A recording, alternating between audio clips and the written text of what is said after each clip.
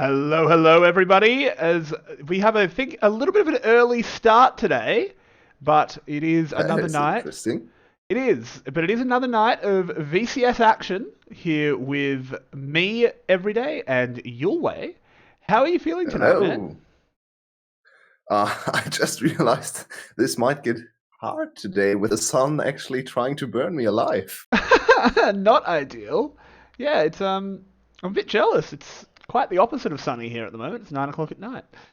Uh, but we do have some good games for us tonight. But I know you wanted to have a chat about what happened yesterday. So while we have a bit of time, we can definitely go back over that first, if you'd like. Where would you like to begin? Yeah, I mean, we saw Gum dominating another series. We all expected them to go 2-0 yesterday, or Yep. most of us did, but was in quite convincing fashion. I'm a little bit worried for the rest of the season, I have to say, but Yeah, they honestly, still showed us a lot of interesting games, right? Gum looking very, very weak. Honestly, they're 2-0, Yeah, but I don't know if they're going to be able to get over challenges like scraped by. Cerberus. Of course, that is Of a course. bit of a joke. Garm looking absolutely dominant. I mean, I'm not sure. Is there much to talk about in that series? Like, other than Garm being. I don't know Uh, if we can read much into Evos from that. Edsel, I was a little disappointed in EVOS. I thought especially their laners could hold a little bit better compared to the first Gum series, which was against Cerberus.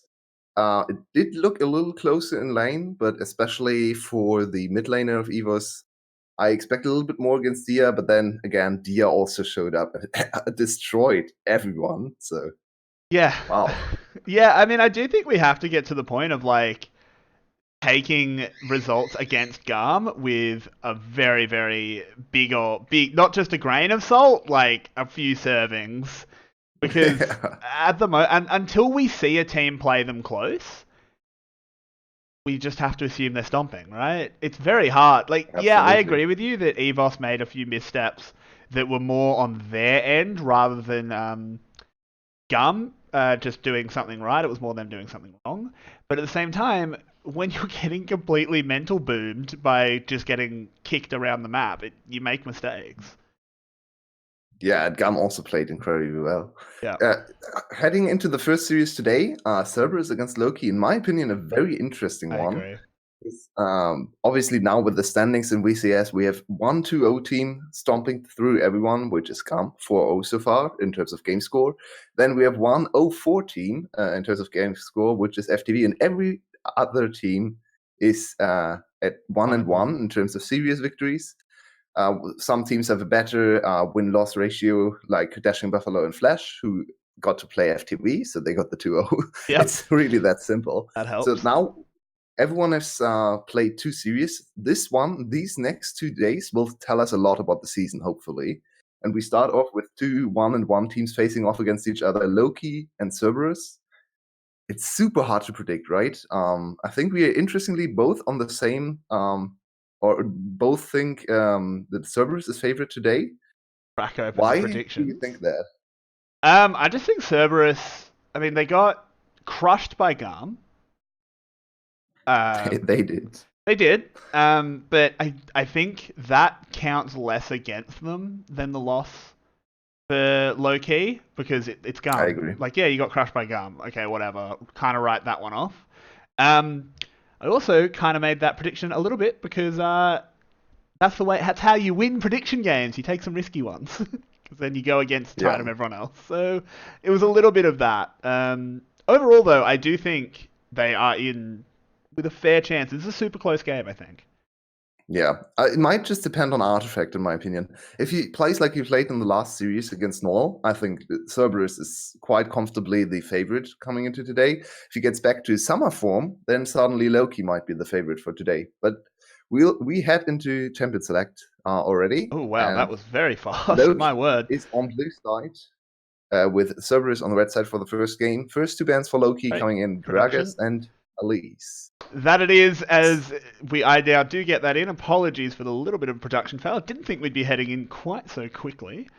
But yeah, so far the jungle focus here by low key, pretty interesting, really. Um, Then the And then the set ban set. on Yeah, top of that. that just makes sense. That just says they don't want to first pick it, which makes a lot of sense to me. I don't think he's a good first pick. So take it out because he's just really strong on the patch. That makes total sense to me.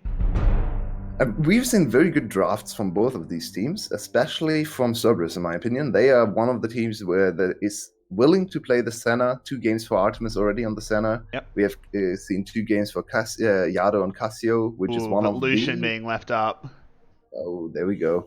We talked about Artifact potentially being a pivot point, a pivotal He is a point. very good Lucian player. And he is. So I would say it's most likely that goes to the mid lane here, but obviously still a flexible pick.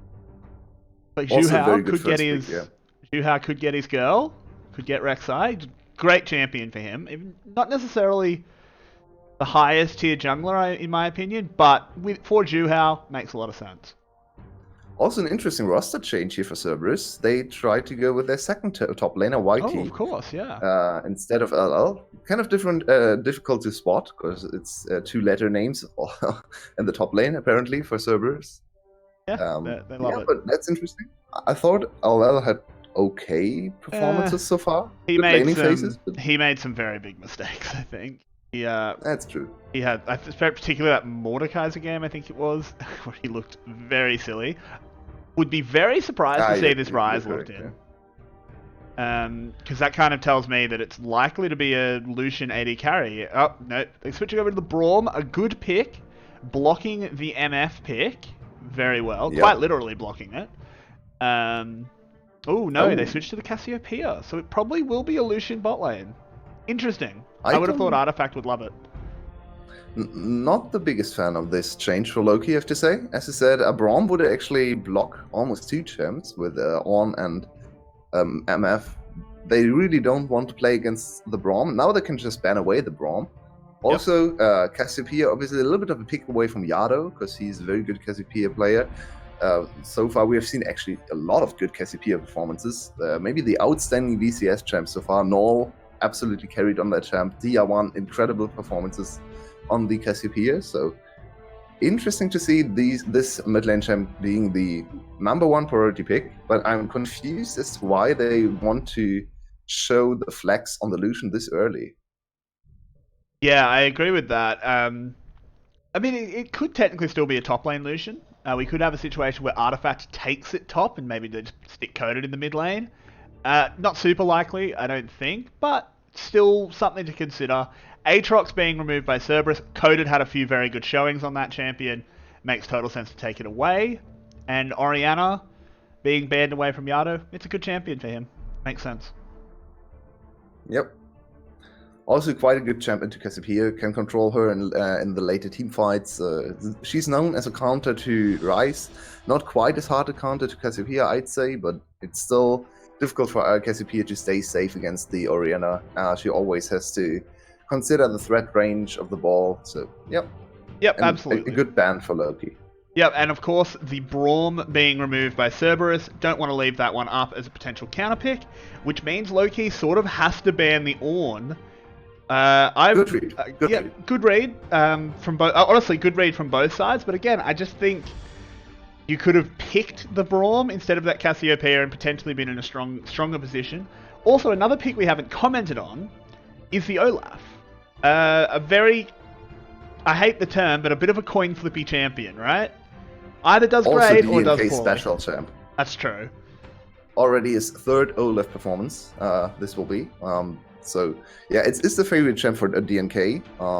I think he's also one of the best, if not best, Olafs in the league. So not too surprised to see him. Can be kind of coin flippy, but honestly, I think the Olaf getting outscaled narrative is a little bit overblown, especially at times where Rek'Sai is in the meta as well, because late game Olaf is still way more impactful than late game Rek'Sai. Very true, especially if Loki keeps up the Olaf picks, maybe we'll see your dream composition that was debuted, the Olaf Yuumi Soraka. Oh, come on. I don't know if the VCS would ever play that, but it was very fun to watch. And the Jace last pick here for Coated. We never like seeing a Jace pick, do we?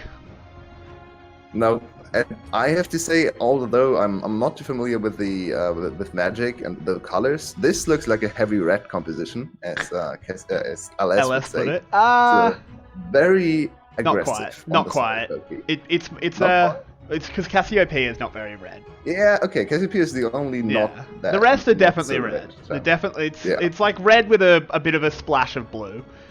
I'm very familiar with Magic, so don't worry, I'll carry these good. ones. So, But yeah, I'd say just looking at the comms, it's already outscaling for Cerberus. Early game focus for Loki.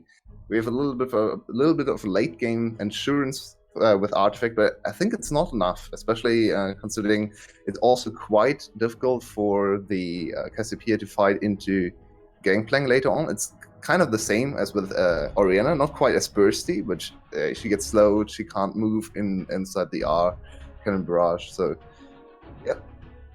yeah, and it was the Zoe last pick Ah. as well.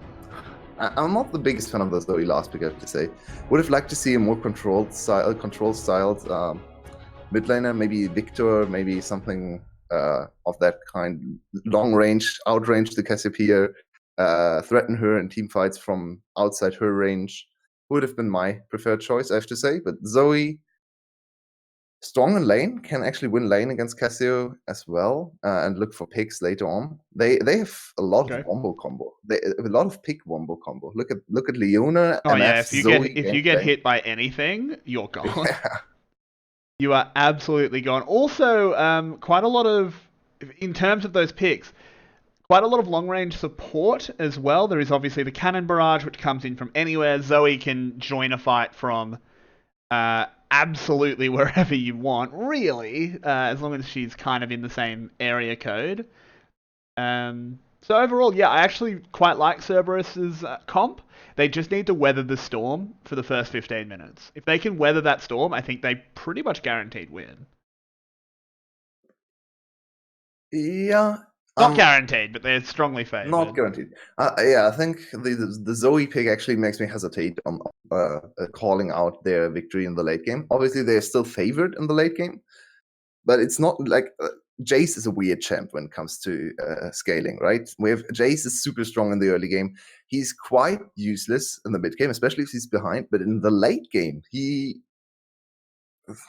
becomes kind of the secondary ADC, can actually burst people on the backline, especially. We've seen, I think the most famous late game Jace play of all time was with SKT Huni, where he teleported in on, was it Misfits?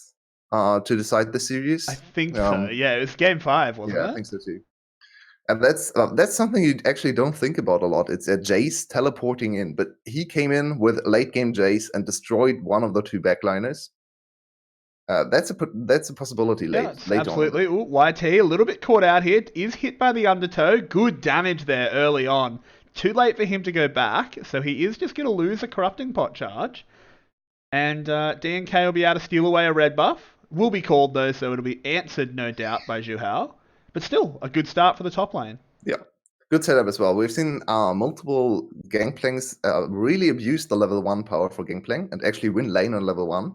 So it's very good to put him behind very early on in the game. Ooh, going forward. I have to say I'm not super familiar with the Gangplank Jace matchup. No, I'm not.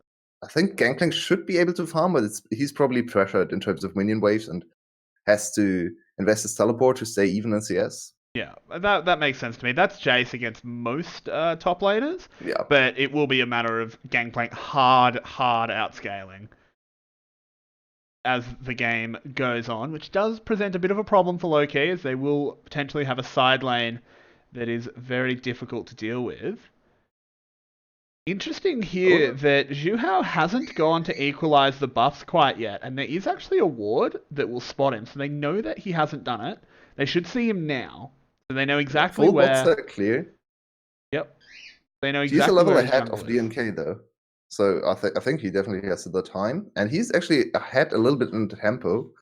DNK should be able to catch up to him. Of course, he's Olaf, so the lower he gets, the more attack speed he gets, which means his speed gets faster as well. He's really cutting it fine there. Wow, his health was dropping low, but I don't think we're ever going to see professional players just losing a 1v1 to Gromp.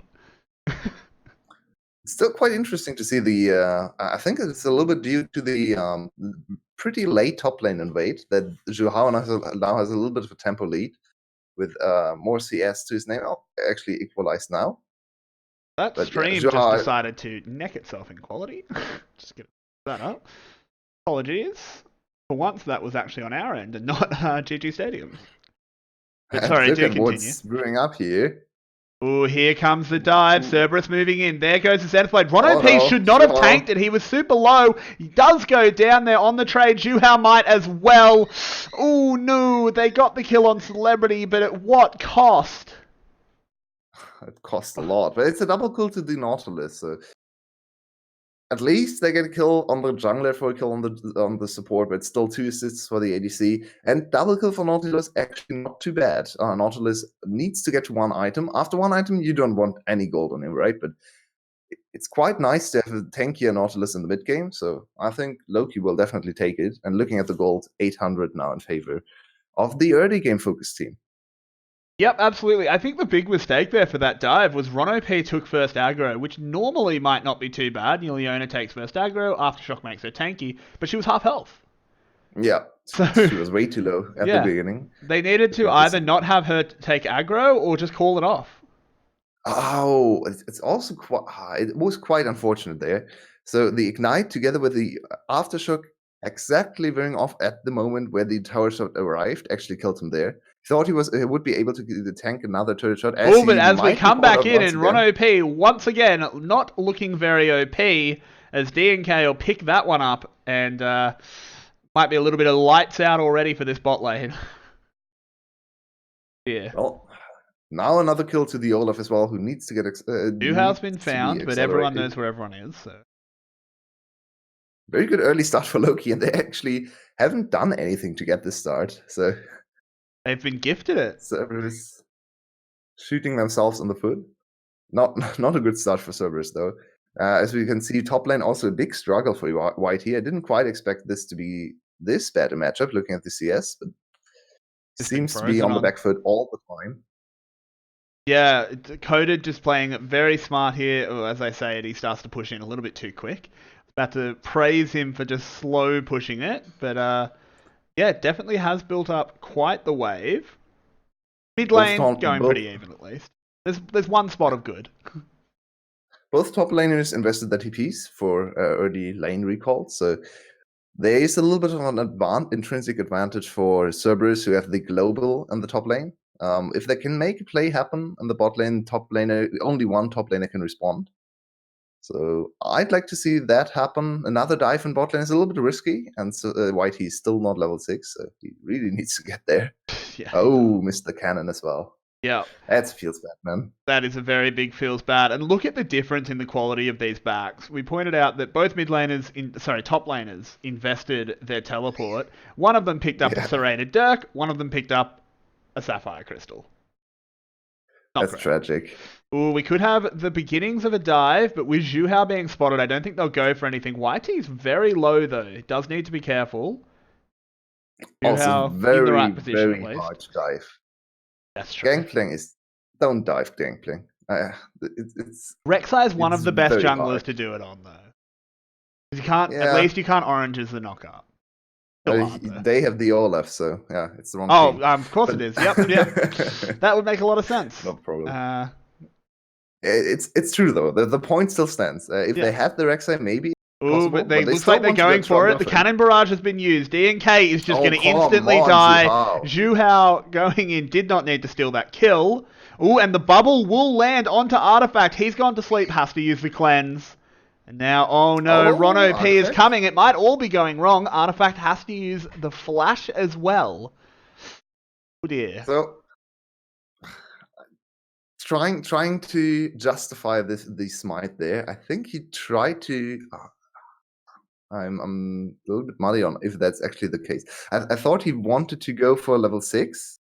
Does a kill give more experience than an assist? No, I don't think so. It doesn't. Yeah, so there was no reason for him to smite that kill away. Okay. Bit of greed. Unlucky. You say a bit of greed. It's really he wouldn't have thought about it. He should please don't. Yeah. You have Gangplank in the top lane, struggling in the 1v1 matchup. Gangplank needs the gold. You are the most useless champion in the game later on, so please give the gold over to your carry. Yeah, absolutely. It is a big mistake, but oftentimes, even professional players, you've only got, a fraction of a second to really think about it. Yeah, And that's right. sometimes the brain synapses don't fire quite far enough. I don't like flaming pros too hard for those kind of mistakes, but you are right. It is still a mistake, to be completely clear. It's just very annoying to see, right? Yeah. Because he didn't need to be there. His top laner was actually fine, and then he came in and just stole away the kill in the top. This feels so bad for the top laner, who was like, okay, you're diving me. I'm gonna get the 1v0 kill and actually be fine in lane. And now the kill is gone. It's only assist. Assist is nice to have as well, but That's he not bad. invested his flash and his ult to defend there. Definitely not what you want. But looking at some other lanes, has drawn a little bit more level here in the bot lane, managing the Cerberus managing to get a recall, which means they're on item parity for the moment. Won't last very long as Celebrity and Venus do head back to base. Should still have the gold lead from the early disaster dive. And Also, mid very lane. interesting item build here for Yado. I want to point out a Instant lot of boots. mobility and burst with the boots first. Usually we see the Lost Chapter prioritized just for lane control and mana sustain. So they might actually look for an early pick here with this added burst on the Zoe. Yeah, quite possibly. Not sure Also, why. also quite good in the matchup to dodge Q from Cassiopeia, which is very crucial in this matchup. So understandable, still interesting to see. Yeah, I think that's a good adaptation. I like to see pros Okay, adapting Ron. up their build. As Ron goes flying in around this Rift Herald, it's actually going to work out. Venus taking a lot of damage. Bullet time is used. Will not quite do the damage. Yado and Artifact in a bit of a brawl on the other side. Yado flashes away, does manage it. There's the Rek'Sai ult. And Juhao earned that one, so we won't flame him for that. Yep. Also, the kill on Yado would have happened if he didn't go for the boots. So Yeah, actually, just what we talked about, he was still not able to really run away there. He needed the flash and the Zoe passive to be faster than the no boots Cassiopeia. Cassiopeia can be very sticky when she chases you. Yeah, she absolutely can. There's a little bit of damage onto Yado here, but DNK won't be able to find a follow-up, and it is the switch up to the top side for both teams. I think just as a result of where the play was. I'm not sure if they'll stick with it, as there is no Rift Herald now, so no real reason to swap. But, here goes a little bit of a fight. Heal is used. Ron OP going super low, but even lower is Venus, as he's dead. Juhao comes in, Celebrity doesn't... Celebrity goes down. Unfortunately, it's another kill onto the Rek'Sai. 4-1 now. Juhao is smurfing. Yeah, Juhao is absolutely smurfing on them. I mean, sadly, he gets all the kills, but honestly, after I was very angry with him for the first steal, now these steals are all fine. And he just did something no VCS jungler ever did before. He gave the solo gold over to his ADC. Yeah, he backed off specifically to give solo gold to Artemis. Look, you know what, that's Juhao, very good to see. It's okay. We forgive you, because that's a much more deliberate one. Like I said before, when it comes to like giving a kill over, you've only got half a second to think about it. When it comes to a Rift Herald, you've got like 3 seconds, and you should really think. I'm glad that he did. I'm happy to see it. Also wanted to praise Cerberus' coordination in the top lane, especially from Ron OP. He knew exactly how much damage he was able to tank, and then through his stopwatch in there was able to survive, even though he didn't hit the panic ult. Would be even better if he hit the ult on Delusion, but they still got the kill, so whatever, really. In the end, but looking at this top lane matchup that is, of course, now in the bottom lane, it is getting even worse for this Pirate. He's down 30 CS, as we will get a little bit of a replay. This was started by LK. Also, Ronopi is still level 5. Now, he hits level 6 with the kill, so 2 levels still behind the enemy ADC, and his ADC as well. Very risky to start a fight there, or to pick the fight there. They didn't really start the fight. Well, I mean, yeah, I mean, Loki went in on them, and the thing is, I think they were going to get 1-for-0'd even if Zhu Hao didn't show up. Zhu Hao definitely Yep. securing the second kill, but regardless, not a good engage there by Loki. A pretty big mistake, particularly from Venus. Hopefully they tighten that play up, can sort out when they can and can't engage. We'll have to And now, see. after a great early start for Loki, Cerberus is back firmly in control. 2k gold lead at 13 minutes after falling 1k behind after, what, 5 minutes? Something like that. So actually a 4k gold turn. Nice to see. And they are the latest scaling team, so Loki needs to make something happen here. Yeah, absolutely. This is really this is the Cerberus we were promised. Well, so far, 15 minutes into the game, it might be calling that a little bit early as the solar flare does come in, gets the full stun into the bullet time. Venus will go gold. Good stopwatch. The cannon barrage has been used as well. Zhu Hao just needs a tag and he should be able to give him the chomp. Ooh, doesn't choose to go for it. No, I think he was out of range. And it would have been a bad decision anyway. Yeah, he has a shutdown on him. Exactly. And no smite for Dragon would be quite bad as well. It would be a very bad decision, but sometimes they press those buttons anyway. This is going to be the Mountain Drake being taken. DNK can't get any into the pit to steal it. Oh. And it's Ocean Rift again. Ooh, this is a big deal. Yeah. Should be good for Loki, as I always point out. The better the Dragon Soul, the better for the early games team. But Loki has lost control already, so might also be a ticket for the Cerberus to accelerate this game. Even though they don't need to accelerate, it's still nice if they can. Yeah, I mean, you may as well. The sooner the game ends, the less chance you have to throw. So, yeah. Better just to put the ball away. As I said before, in the ultra late game, 6 items for everyone, which is a state we actually don't quite talk about very often because it doesn't happen too often. The team composition for Loki is very strong late game, ultra late game. Like Illusion on 6 items, dangerous. Jace on 6 items, super dangerous as well. And Cassiopeia can win teamfights on her own. So yeah, it's very. You want to finish the game on 3 items where your team composition YT in a lot of trouble up here. Has to use the oranges and the flash, but there's a Ragnaroking Olaf running at him. DNK will clean that one up very nicely. I don't know if YT should have invested the flash there. I don't think there was a universe where he got away. Yeah, I agree. Panic flash. Yep. Maybe didn't realize the Ragnarok was up and thought he could get a barrel slow or a passive slow. Was good awareness, though, for Loki to realize his ult was still down and just go on him, because without his ult, it's way easier to kill the Gangplank, obviously. So, good call. Nice capitalization. Yep, but it will be 1-for-1 in towers, the top being traded for the bottom. So, in the end, not the worst for Cerberus, obviously giving away a kill that they didn't need to give away. But at least they managed to equalize the towers. Let's see where the next point of pressure is going to be. At the moment, I think both teams are content just to farm it up for a little bit. Yeah, especially Cerberus wants their first item power spike, especially on Gangplank.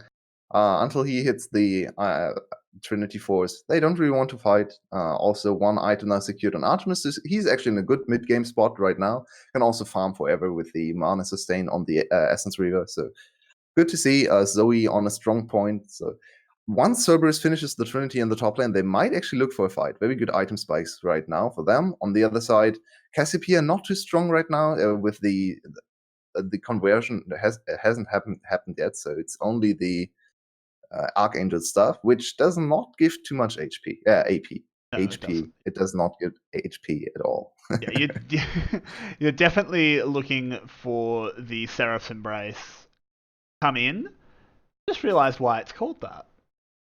Makes sense. Because it's Archangel Staff, and it's a Seraph's Embrace. A Seraph is an Archangel. That just twigged to me. Wow. You learn something new every day. But it will be coded, taking this tower down in the bot lane. A good little bit of gold for him. A very big wave for YT to catch up. Venus, though, just dies. It must have been a trouble bubble. Yeah. I didn't see the animation at all. He just died. Yeah. I'm not 100% sure what caught him out initially, but I imagine it was a trouble bubble into that bullet time, and suddenly Nautilus is gone, and this will be Shirley picked up for Cerberus. And this kill was purely on vision control. Cerberus. If you look at the vision on the minimap around the area, perfect vision on the movement for Loki. And I mean, Venus kind of has to go there and try to get vision control. So actually not too much blame put on Venus, just very good controls for Cerberus, and they capitalized immediately, got Shirley as well. So Kill and Shirley to Cerberus, they extend their gold lead a little bit. Yeah, that they do. A good situation. We have to see where they choose to drop this Herald. Obviously, only one outer turret up, but it can be a little bit tricky to use a Herald on the mid lane, as it is obviously a point that gets defended quite well. I'd actually like to see them use it potentially up in the top lane. I don't think it's going to happen just based on positioning, but one thing I like to see teams do is if they went up to the top side now, cleared out Artifact, drop the Rift Herald, you pull some. It means you pull one or two people away and you get a free dragon. Yeah, I really like. it's a good call. But they're obviously not going to do it. I'm interested to see if both teams want to fight the next dragon, because we pointed out the item power spikes, but now look at Loki's items again. They actually just completed two very important items. One is the Theros Embrace we talked about earlier, and another item coming in for Jace. So Jace on two items, super strong right now. They would want to fight, but they are in a severe vision disadvantage once again around Dragon. So look at this. The Zoe is super annoying now. So much poke and zone. Yado just showing why we all love to see Zoe. Oh, but there's a hook onto the hook. I like this one. Yep, just go for the fight. Just brute force the team fight. Don't go for the vision battle. Brute force the team fight, but it doesn't seem to be going their way. No, it does seem like the disengage was successful with the Gangplank ult, and Venus will just go down. Struggling. Yeah, this Nautilus is looking pretty bad so far. Shirley is summoned up. We'll get the charge in here. I don't think they'll be able to get the tower itself, and I tell a lie. Yado is so annoying. Yeah, absolutely. Yado so far just carrying. I mean, not carrying, but absolutely pulling his weight for sure. He has zoned and chunked and burst down everyone that has come anywhere near him. Yeah, it's a combination of the vision control and Yado playing great with his skill shots. The vision control gives him the opportunity, or creates the opportunities for him, and then he executes on them. So great combination for Cerberus.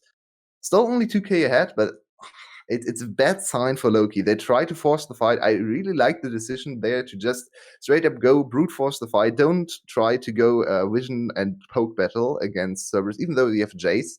It's against the Zoe. Zoe does not only poke, but she can also threaten the kill with the CC, while Jace does only damage. So yeah, I like the approach. Sadly, it was a little bit disjointed. Also, the two backline carries with their limited range were not able to follow up on Venus's engage. So he just fell down.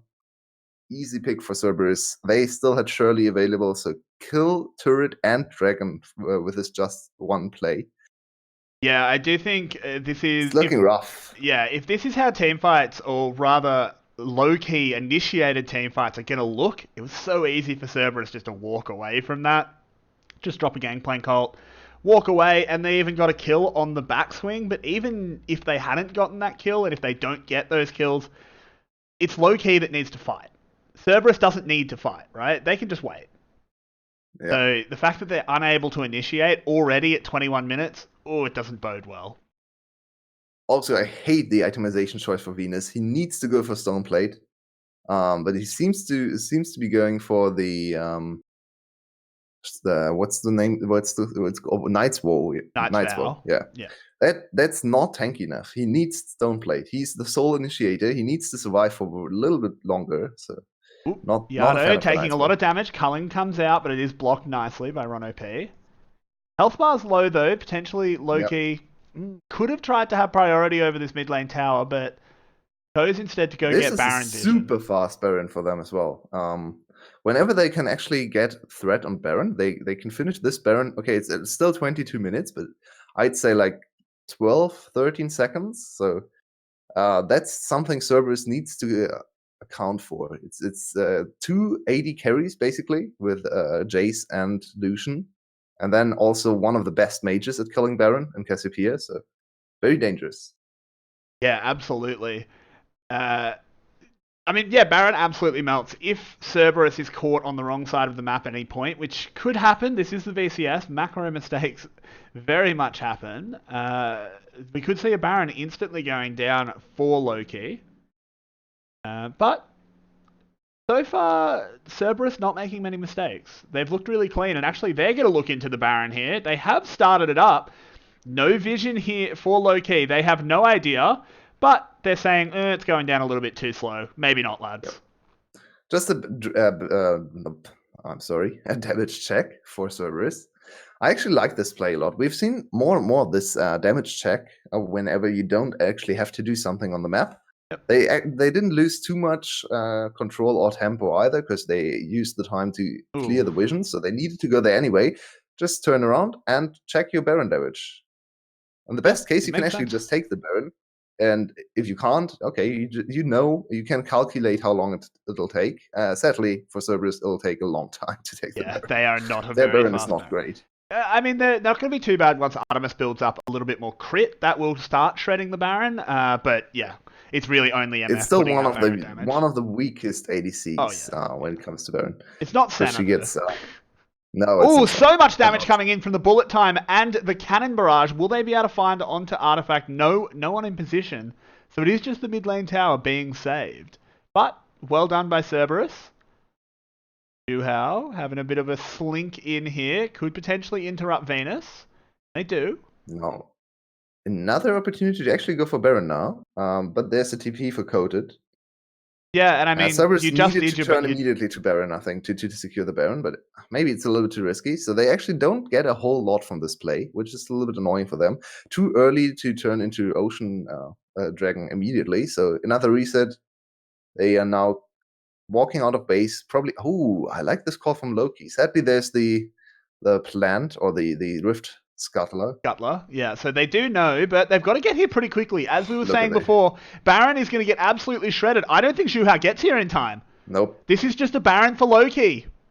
Completely free. Great call. Great call. Decisive maneuvers. And Cerberus just caught flat-footed. Suddenly, we have a much more even game on our hand. Cerberus, something really weird happened to Cerberus there, because if they didn't find the very good engage in the mid lane, they would have not lost the Baron. But the engage, they thought the engage gave them enough time to get another reset in, which was not the case. As we could see, Loki just immediately realized everyone had recalled, and not staggeringly recalls can be very bad, especially if the Baron is this easy to take. So yeah, good capitalization from Loki, and I really like this call. They realized their Baron damage is absurd, even though they didn't have the time to check. So yeah, this is just calculation from champions. It's not easy. It's not that hard to make, of course, but it's still good to see. It's definitely not too difficult. It is the consolation prize of the Ocean Drake going to Cerberus. They are now on Soul Point. The timer in the top left is lying to you. The dragon is not alive. Ooh, YT, be very, very careful. Oh no, he's just getting dove on by Artifact. Has to flash. I don't think he needed to be there. You didn't need those Krugs that bad. Another small little mistake from YT, who hasn't looked too great on this Gangplank, I have to say. A lot of positioning mistakes and died a few times for no reason. Yep, and there he is Juhao going in on Coded. They do a little bit of a swapsy daisy, but Yado is here. Could look for something. Has gone over the wall. Would like to be able to see that, but it's okay. The Ignite will time out, and he's not dead. So in the end, we didn't miss anything. So Chrono P doesn't find the Zenith Blade. That was super close. The Cerberus tried to get a kill in the side lane to then turn 5v4 on the top side. Actually quite a standard play against Baron buff and against split push as well. Did not quite work out for them, but they still saved the inhibitor turret. So now might just has bought them enough time to focus on the next dragon, which will be their way to victory now. As I said before, it's Soul Point, secure the dragon, and you won the game. This is the strongest soul in the game, and you can't really lose team fights afterwards. Yeah, I would be very, very surprised if we ever see an Ocean Soul lose while it's in the current state that it's in. I don't mind that. I don't mind having a Dragon Soul that kind of wins the game, as long as it's not all four of them. At the moment, I do think it's only this one. Cerberus now setting up a bit of a death bush, have 2 control wards. That bush is so controlled. Can they find anything? Celebrity has exposed himself, but they don't have the ability to get onto him, but they do get his flash. Well, good attempt, I guess. They traded flash for flash, and now the ADC on the other side doesn't have flash. Obviously, it's still Lucian E all every like 5 seconds available, so it's still hard to catch. Ooh, Coded's got to get out of there.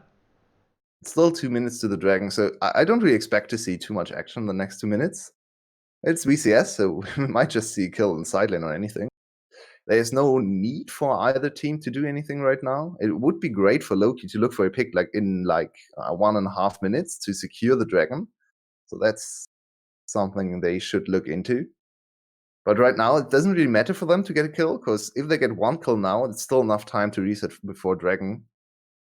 So not a lot of value placed in the picks right now for Loki. Not really. YT being very smart, not walking too far forward there, knew that brush could be occupied, and indeed it was. Coated goes down to the bot lane, pushes that wave in, and we do have a bit of a catch here. Ron OP, again, it was Ron that hit the blast code, which meant that DNK did not move because he was in that Ragnarok. Didn't really matter in the end, though. Very interesting interaction. Yep. We talked about this before. It's cool to see how many pros seem to be aware of this interaction, and it's a very good counterplay into Olaf. So remember, if you play against Olaf, hit the blast cone, and he can't move if he's in Ragnarok, because only he himself can activate. Oh, but the solar flares landed onto Coded here. Artemis is coming in. Coded is in a lot of trouble, but he's going to try and turn it onto Artemis, but the heal is there, and the shutdown into the pocket of misfortune. Now that pick matters. That stuns from Ronopi. That pick actually does matter, because he'll now have to TP into a dragon fight. Yeah.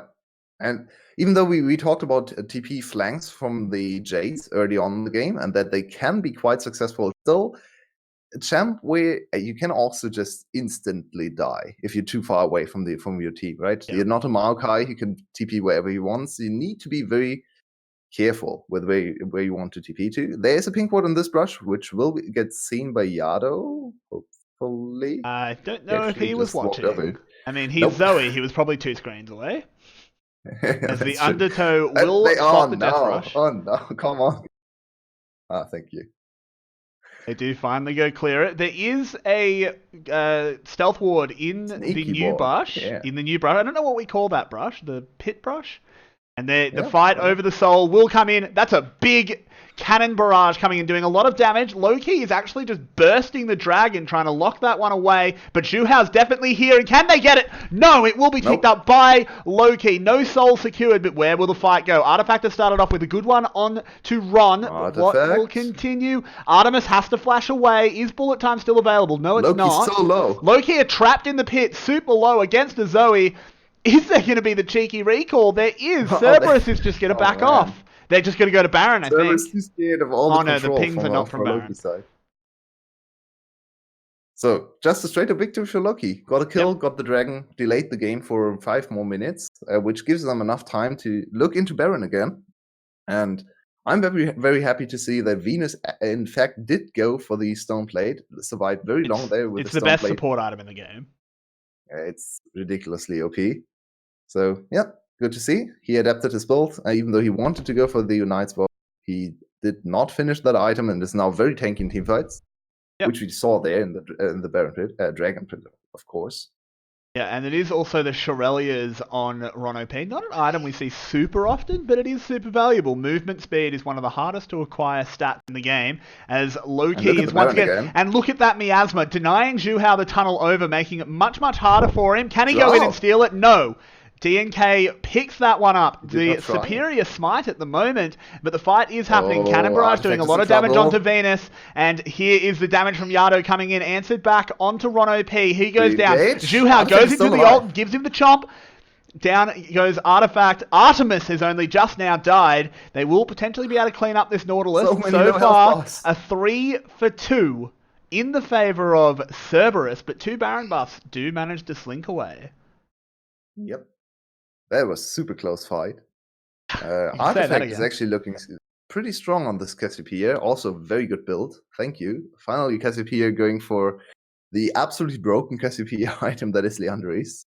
Pretty absurd. Super happy to see that. But wow. Artemis had a lot of trouble staying alive there, so now he adapted his build and went for a GA. My favorite ADC. Yeah, I item. was going to Thank point you. this out earlier. But he actually went commencing stopwatch in his runes. And I was going to say, oh, Yulwei, you ready for a Guardian Angel? But I didn't get to it. I have to say, in this game, I can understand it. It's also the champ that doesn't actually need attack speed items, so Yeah. I'm more okay with it than ever before, I guess. But yeah, look at Artemis here. Also, he has a lot of lifesteal, so after coming out of he might actually be able to survive with the lifesteal coming in. Yeah. So it's one of the few times I'm kind of agreeing with the GA ADC pick. Yeah, it was just Celebrity unfortunate that encoded. he got left out to dry there. Yeah, but if you imagine him having the GA in this fight, they could have actually killed the other two guys as well. So might actually be a good item for once, which I'll never say again for an ADC. Yeah, it's like don't worry. Sometimes you have to embrace it. Like when Stormrazor was good for a patch, and I had to start saying it was good on Kai'Sa. It hurts, I know. I know it hurts. No one built it anyway. It's true. At least it's not anymore. Now it's not even good. After the 5 AD nerf? Okay. I mean, I more mean that Kai'Sa's not good. Yeah, okay, that's fair as well. Yeah. So I don't particularly care about that. One thing we do need to see is YT beginning to deal a little bit more damage. He's generally only hitting 1 or 2 people with the cannon barrage, and I haven't seen a big barrel land. At this stage of the game, this Gangplank needs to start doing more. Needs to be taking over as a late game carry. If you're not going to be in the side lane, you need to be dealing barrel damage in team fights. And so far, YT, you're letting me down a little bit. Yeah, I agree. So far, very little impact. But here is a fight kicking out immediately. Bullet time will be going across a few. Zhu Hao gets that first kill, but Roto P will go down. Why is he still alive? As does Yado, low-key pushing in. I don't know if Zhu Hao's going to be able to get away, and he does. No crits there in the end. Forward. But it is the tower and 2 kills for low-key. Looking good. Yeah, should be another turret as well. We need to see the start of the fight again. What happened to Yado there? I think he got caught by Venus. Yeah, I think he just got caught. It will be 2 towers being taken. Imagine this team composition from Cerberus now with something like Victor or Rihanna, I don't know, Ryze. A good late game mage. I think Ryze would have been the perfect would win every pick. fight. Yeah. I still don't agree with the Zoe pick, even though they played very good in the mid game around her catch potential. But the team fights look rough now with a mid laner who can't team fight too well. This is Soul. This is Soul. If it can be stolen by Zhu Hao, it cannot though. Now both teams looking for a Soul. We've got 6 dragons taken, but here comes the fight. Zhu Hao takes so much damage, has to flash away. They can re-engage though. There's the Solar Flare. Venus will be left as the sacrificial lamb. But it's only 1 kill for the Drake. Because there's nothing for them to take. Dragon is gone. Baron is gone. They got the kill, but they got the Raptor camp. They got Raptors. Yeah. For Zhu Hao. Who actually sits on a 700 gold shutdown. So. Yeah, he's 7-1-2. Imagine if those kills were a little bit distributed. But they're actually just going to go straight for this inhib. And Rono P does catch onto the team of low-key. They get the tower and they can just back off. I don't think they can go for the... Yeah, no, they can't go for the inhib itself. But the base is now broken. Not a bad situation, honestly. Good call for Cerberus as well. In my opinion, this doesn't really matter too much, especially in the mid lane. You can't just send someone mid lane to solo or backdoor the inhibitor. So, yeah, it's nice to have, but then again, it's just a little bit of gold. So it's not too bad for Loki either. We're at 37 minutes, looking at potentially our longest game so far in this season. Very close affair here between Loki and Cerberus, and we expected the series to be very close, right? So it's cool to see a little bit of a longer one. Yeah, I think we do need to start seeing, start focusing, I should say, a little bit more on celebrity in fights. Artifact so far has been doing super well, putting out heaps of damage on this Cassiopeia. But again, celebrity is definitely the point with his items that this Lucian is going to start hitting really hard. He has a QSS in case he gets caught by the Sleepy Trouble Bubble. And, I mean, again, this comes back to your point of the Zoe pick being kind of sus. I don't know how much if Cerberus really hard outscales at this point. Especially because I'm not impressed by the Gangplank play. Exactly. That is what I talked about earlier. If you look at the champs, it looks... But hold the thought. There's a Olaf fight. is caught out, goes into the GA. Can they defend him? I'm not sure they will be able to. Oh, and he does not get away as Artemis pops that bullet time. Now they can see if they can find any more. Venus will be going down easily, as will Artifact. The game can end. Game can instantly end here. Yeah. They have a wave. They have the turret already. This is game. This is game for Cerberus. Yep, Cerberus can just walk this down. Wow. And Artifact didn't flash. Didn't think he needed to. Dies with all sums up, and Cerberus... No. His cleanse was not available. He would have cleanse flashed away. So it just came up off cooldown. So but yeah, this will be Cerberus. Cerberus picking up game 1 of our best of 3. Can he be the hero? No. I don't think so. He can be the hero in making Artemis's KD look a lot better. And that is Cerberus breaking the game in an instant. Showing the fragility. Great first game. Yeah, this was awesome. That was super fun to watch. Interesting. No soul for either team. 6 dragons secured. Well, we didn't get our first 7 dragon games, but we will get there. One day we'll see an Elder in the VCS. Maybe. I'm not 100% sure if I have full faith in that. But we will... Yeah. I have to say, Cerberus. I love Zoe. I love Zoe in pro play. Not to play against Zoe. No, I don't. I don't think I can ever say the words "I love Zoe." It's super interesting to watch her in a pro game because she has these very defined weaknesses on team fights, and we saw it play out once again. But then in the last team fight, she landed a crucial bubble. She CC'd the enemy main carry, which was Cassiopeia, and they won the game. Not solely of that, but it's a big factor as well. So Zoe is a super interesting champ. I think she might be a little bit too difficult to execute on like on a regular basis for VCS. I think VCS should probably go towards more control mage champs who can just team fight head first or just be backline in the team fight. But it's good to see Zoe win here as well. So, yeah. 1 minute. Wow. Wow. Is it only a 1 minute break? My word. What's going on? All right. Well, we are on the quick mode today. Interesting. Well, let's very quickly give an MVP because I'd like to go get a quick drink of water between games. But, so quick MVP, I think Zhu Hao. He had a sick impact as the Rexo. Yeah. He was everywhere. He was incredible. Yep. So lock in Zhu Hao. He's only going to be about a 30-second to a minute break because no doubt they'll do a little feature. Go ahead before we finish off. No. Oh, you did? Shout out to the MF as well. Great MF play. Overall, I mean, I think all 10 players had a pretty good game, honestly. It was a good game. But we will be back in probably only about 45 seconds to a minute. This is record short breaks for the VCS. We'll see you guys very, very soon. Thanks for tuning in.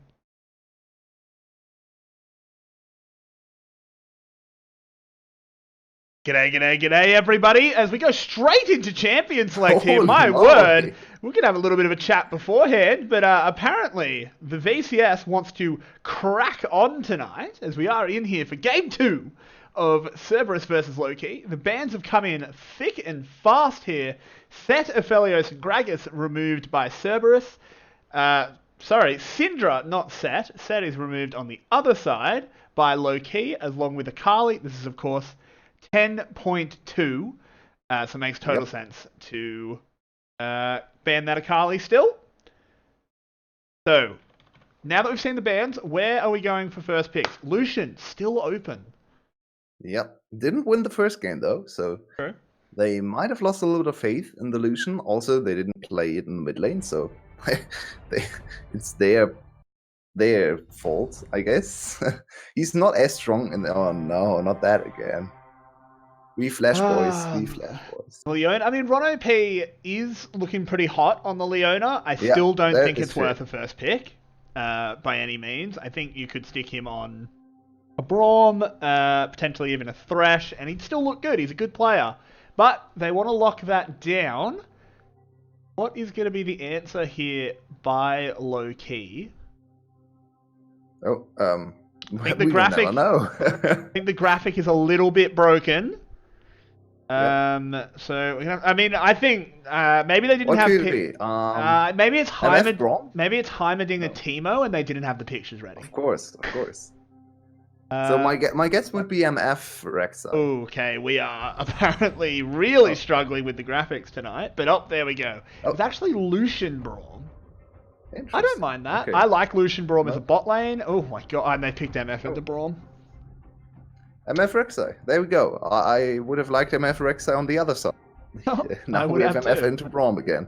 That's a very big mistake in my opinion. Senna was available. You could have played that. Of course, VCS teams seem to be very hit or miss on whether or not they play Senna. But Artemis has played Senna before, it though, so very interesting. DNK will be getting his Viking back in for another round. He didn't look bad last game. He got out jungled by Zhuhao, but Zhuhao had a cracker of a game. Yeah, same jungle matchup, interestingly enough. So we'll see if DNK can make adjustments. Also, DNK actually didn't have the worst of games. He got a few ganks off. Just Zhuhao was even more active on the map and got off to a 4-1 start. So not to blame DNK too much, I think. No, I don't think it was DNK's fault, really. I really just do not like this picking MF into Braum. This is the problem I think you work yourself into, where you're first picking Leona, which means you instantly show what support you're going for. You can't possibly pick a Braum yourself. It's so easy to pick that against you, especially when you ban the Aphelios. But moving into the second round of bans, Yado will not be getting Cassiopeia, and Coated will not be getting Mordekaiser. What did Cerberus just do? What? Why? I just wanted to say that Mordekaiser is the perfect pick for Cerberus here, to remove the Braum again, also a very safe pick, and they banned it themselves. What? You're not wrong. You are completely correct. Rumble also being removed. That's just a strong ban in general. That's a little bit of a tier list ban. Don't think we've seen anyone in Cerberus specifically play it, but... Yeah, even though Rumble is actually not played too much in VCS, people still seem to respect the pick itself. Super strong in other regions. I imagine it's getting some play in scrims. I struggle to think it doesn't. Hopefully. And Rise, the final ban here.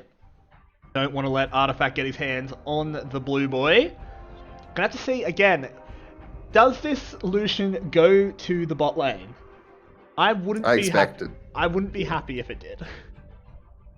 I mean, it's Lucian Braum, so it's a very strong. Oh no, never mind. We get the question. Instantly answer. Celebrity can play Senna, apparently. It could still be. And we also know that Artifact is a very good Lucian player. He played at Worlds even, I think, and in the very crucial best of 5 against Flash that got them to Worlds. So yeah, I like to see Artifact on the Lucian. He should be one of our best mid laners. Sadly, he's struggling a little bit at the start of 2020. So. Maybe with Illusion he can get back in form. Potentially. I'm very happy to see that. As you were saying, Braum Lucian is actually a pretty good bot lane, but I would much rather see that Senna coming out. And now we do have the answer for the Aatrox. YT will take that one as there's your control mage that you wanted to see last game. Yeah. But it's going into Illusion. Strong teamfighting composition for Cerberus. Very strong teamfighting composition. But then again, they have the problem with MF ult against Braum. So they kind of need to bait out the first engage against Braum to force the shield and then follow up with a real engage and maybe a little bit of a flank from YT on the Aatrox. That would be cool to see. As we have a Camille last pick. Interesting. Good matchup into the Aatrox, but I'm not sure that fits the team comp. Seems very out of place. I would have liked to see. I would have liked to see Ornn, honestly. I think Ornn would have been a really good pick. You've got 2 ADCs. You don't need more damage. Maybe even a Lad just for some AP damage. Yeah, I agree. The Camille is a little bit weird.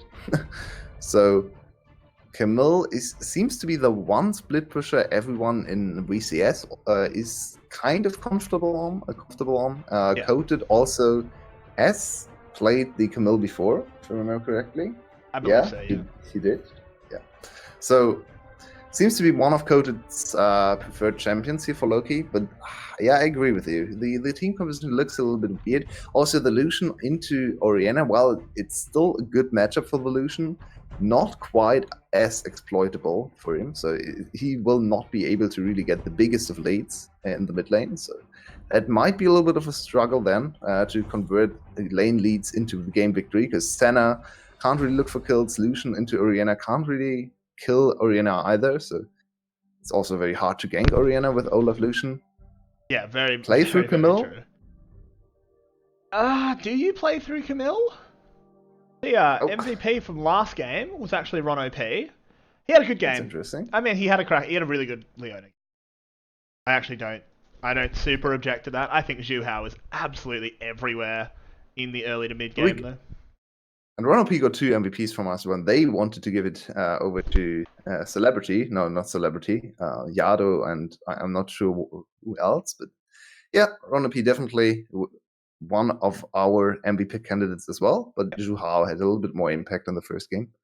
Agree with that. But we are moving into game 2 here, so we'll leave all memory of game 1 behind. And also, just something we didn't notice, Yin is playing in the support role. Or low key. He's brought in. So subbed in. Sub support, and he plays Braum. So it doesn't actually matter that he's subbed in. No, Braum is very easy. Okay, it's Braum. Just put the door up when bullet time comes in. That's all you gotta do, man. Yeah, there are a few cool mechanical things you can do with it. You don't need to. So that's why it's one of those champs whose skill floor is very low. Ceiling, it's medium. I'd say there are some cool things you can do, like canceling your Q animation with E flash, I think it is. But yeah, the floor is very low, and you don't really need to do anything special. We've got Coded getting Coded. very aggressive here, going in on YT. And this is again, we saw this exact move last game, except it was onto YT's gangplank where they late invade, do half of his health. He's got to go to lane now with very, very disadvantageous health bar against a Camille that can sort of dictate when the fights happen. I like it. They've done it twice.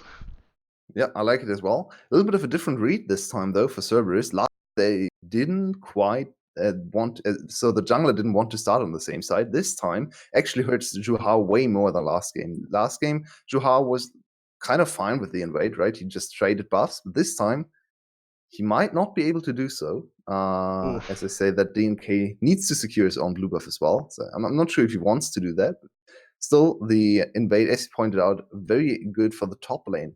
Usually you want to set the enemy jungler behind, but these invades seem to target the top lane, which is interesting. I think it makes sense. Give Coated, your new player, the easiest possible time. He has, of course, come in to replace our Lord and Savior, Resplendent on this earth.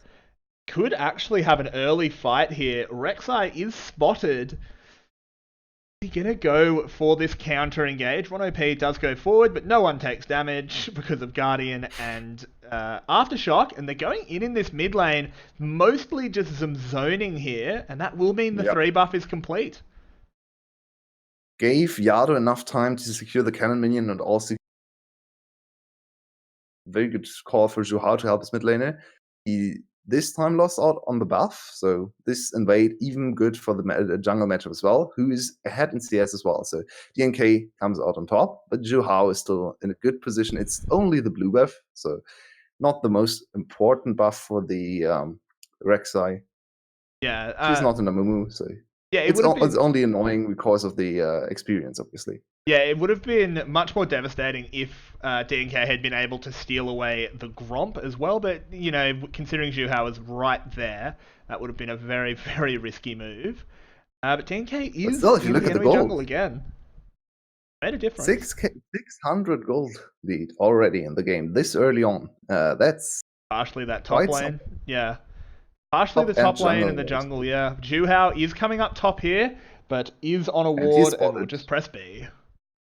Super good spotting so far from Loki's side. Spotted him when he tried to go for the invade, the counter invade on the blue buff. Now spotted him on the top lane gank. So great ward placement for Loki. To be fair, not the most creative wards, but they're still super effective. So, And if it ain't broke, don't fix it, right? You don't have to be creative. The classics work.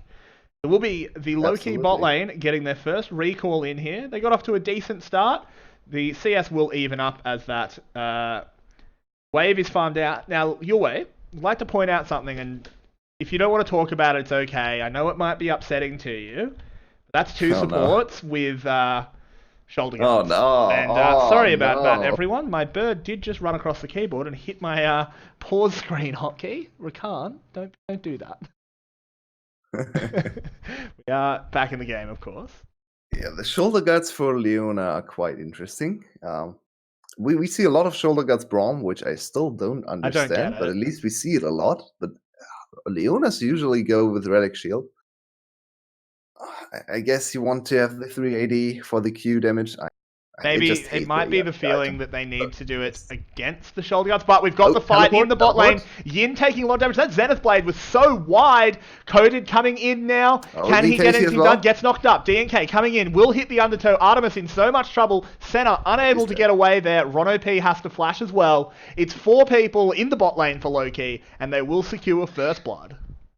Good response. Also, Coded knew he had teleport advantage, so maybe a little bit of an ill-advised gank there against teleport advantage. They thought they could lock down the kill way easier and way quicker. So in the end, pretty bad trade for Cerberus. If they can secure 1 or 2 turret platings in the top lane, might gold-wise be fine. Yeah, it's only 1 plate, so yeah, a low-key favorite. I also just realised I called it as Senna being unable to get away. It's obviously the misfortune. But Yado in the mid lane uses that cheeky little self-shockwave and only just barely goes down. As Juhao will get the trade kill back. In the end, a kill and an assist. Is back. Yeah, but I think Yado played that pretty well as well. I think both of them looked pretty sexy. I always like seeing the Orianna that has the ball on herself and uses it as a shockwave. It's just a personal favourite little move of mine.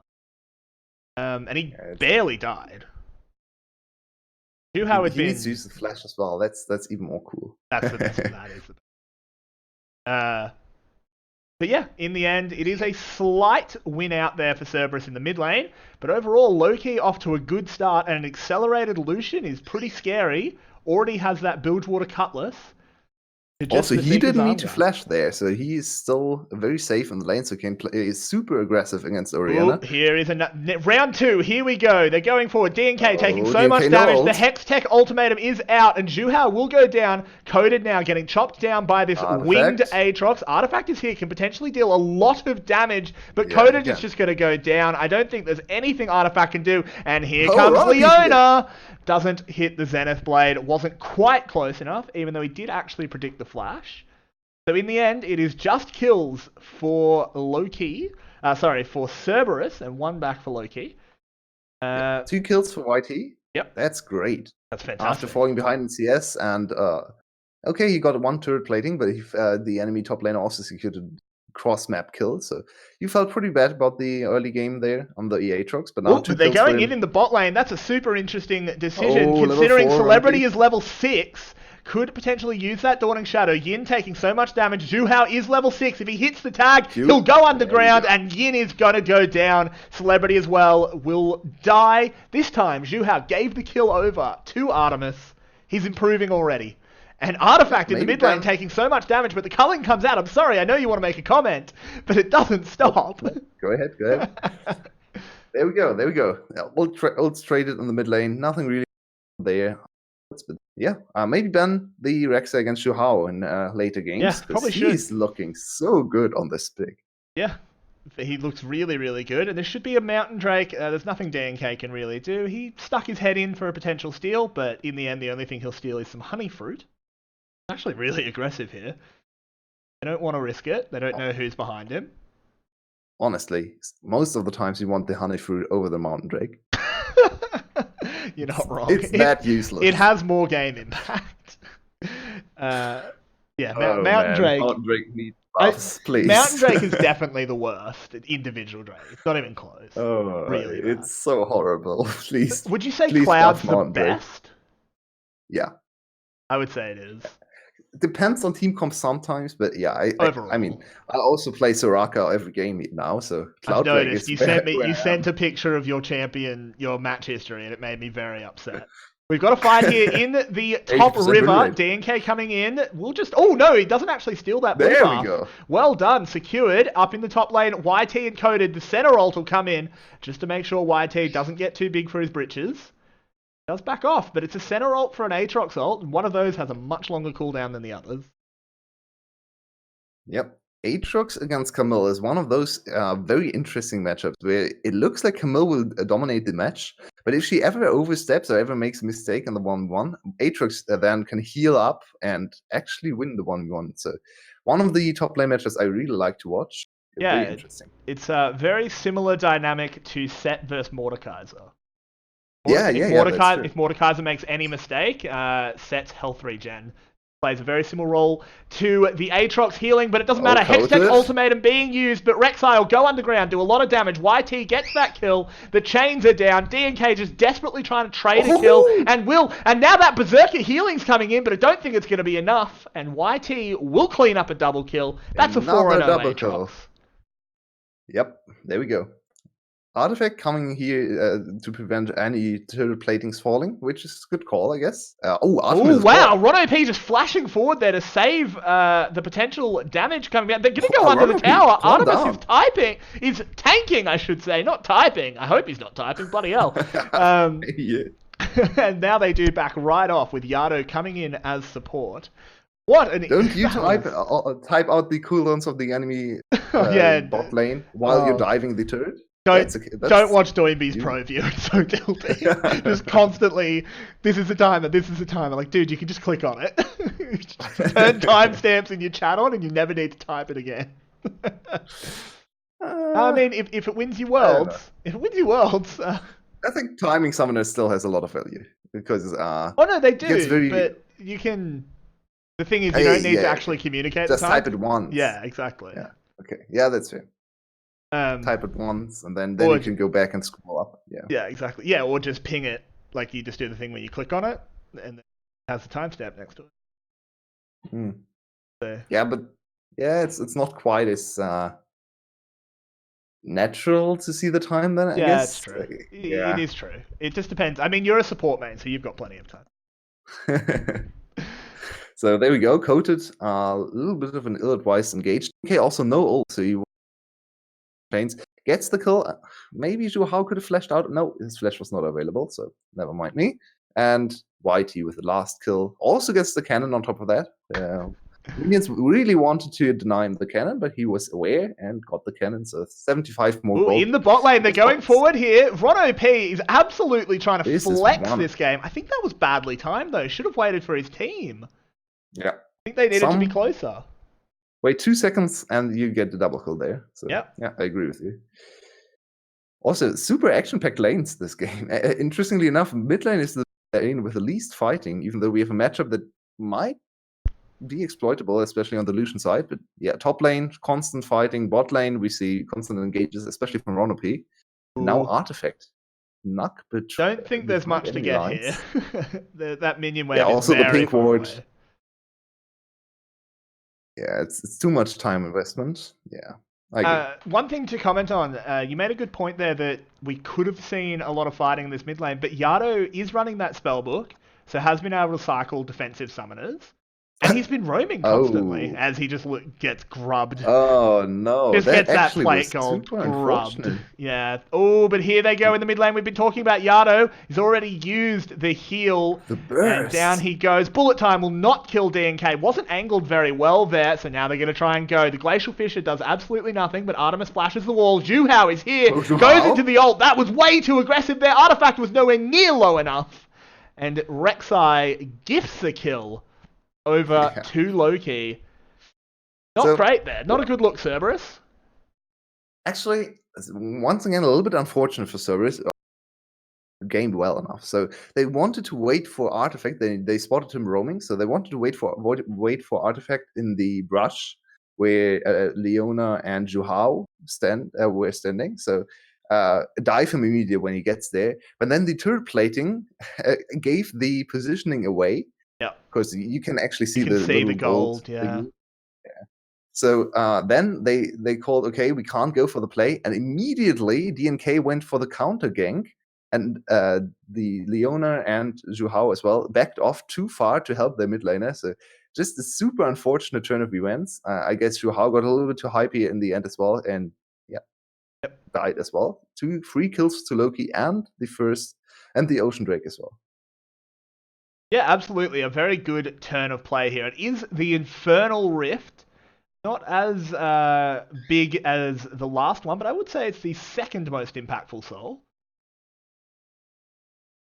Yeah. So potentially could get there. Who do you think that favors? If we go to Dragon Souls, who are you backing here? I think it's a harder question than last game.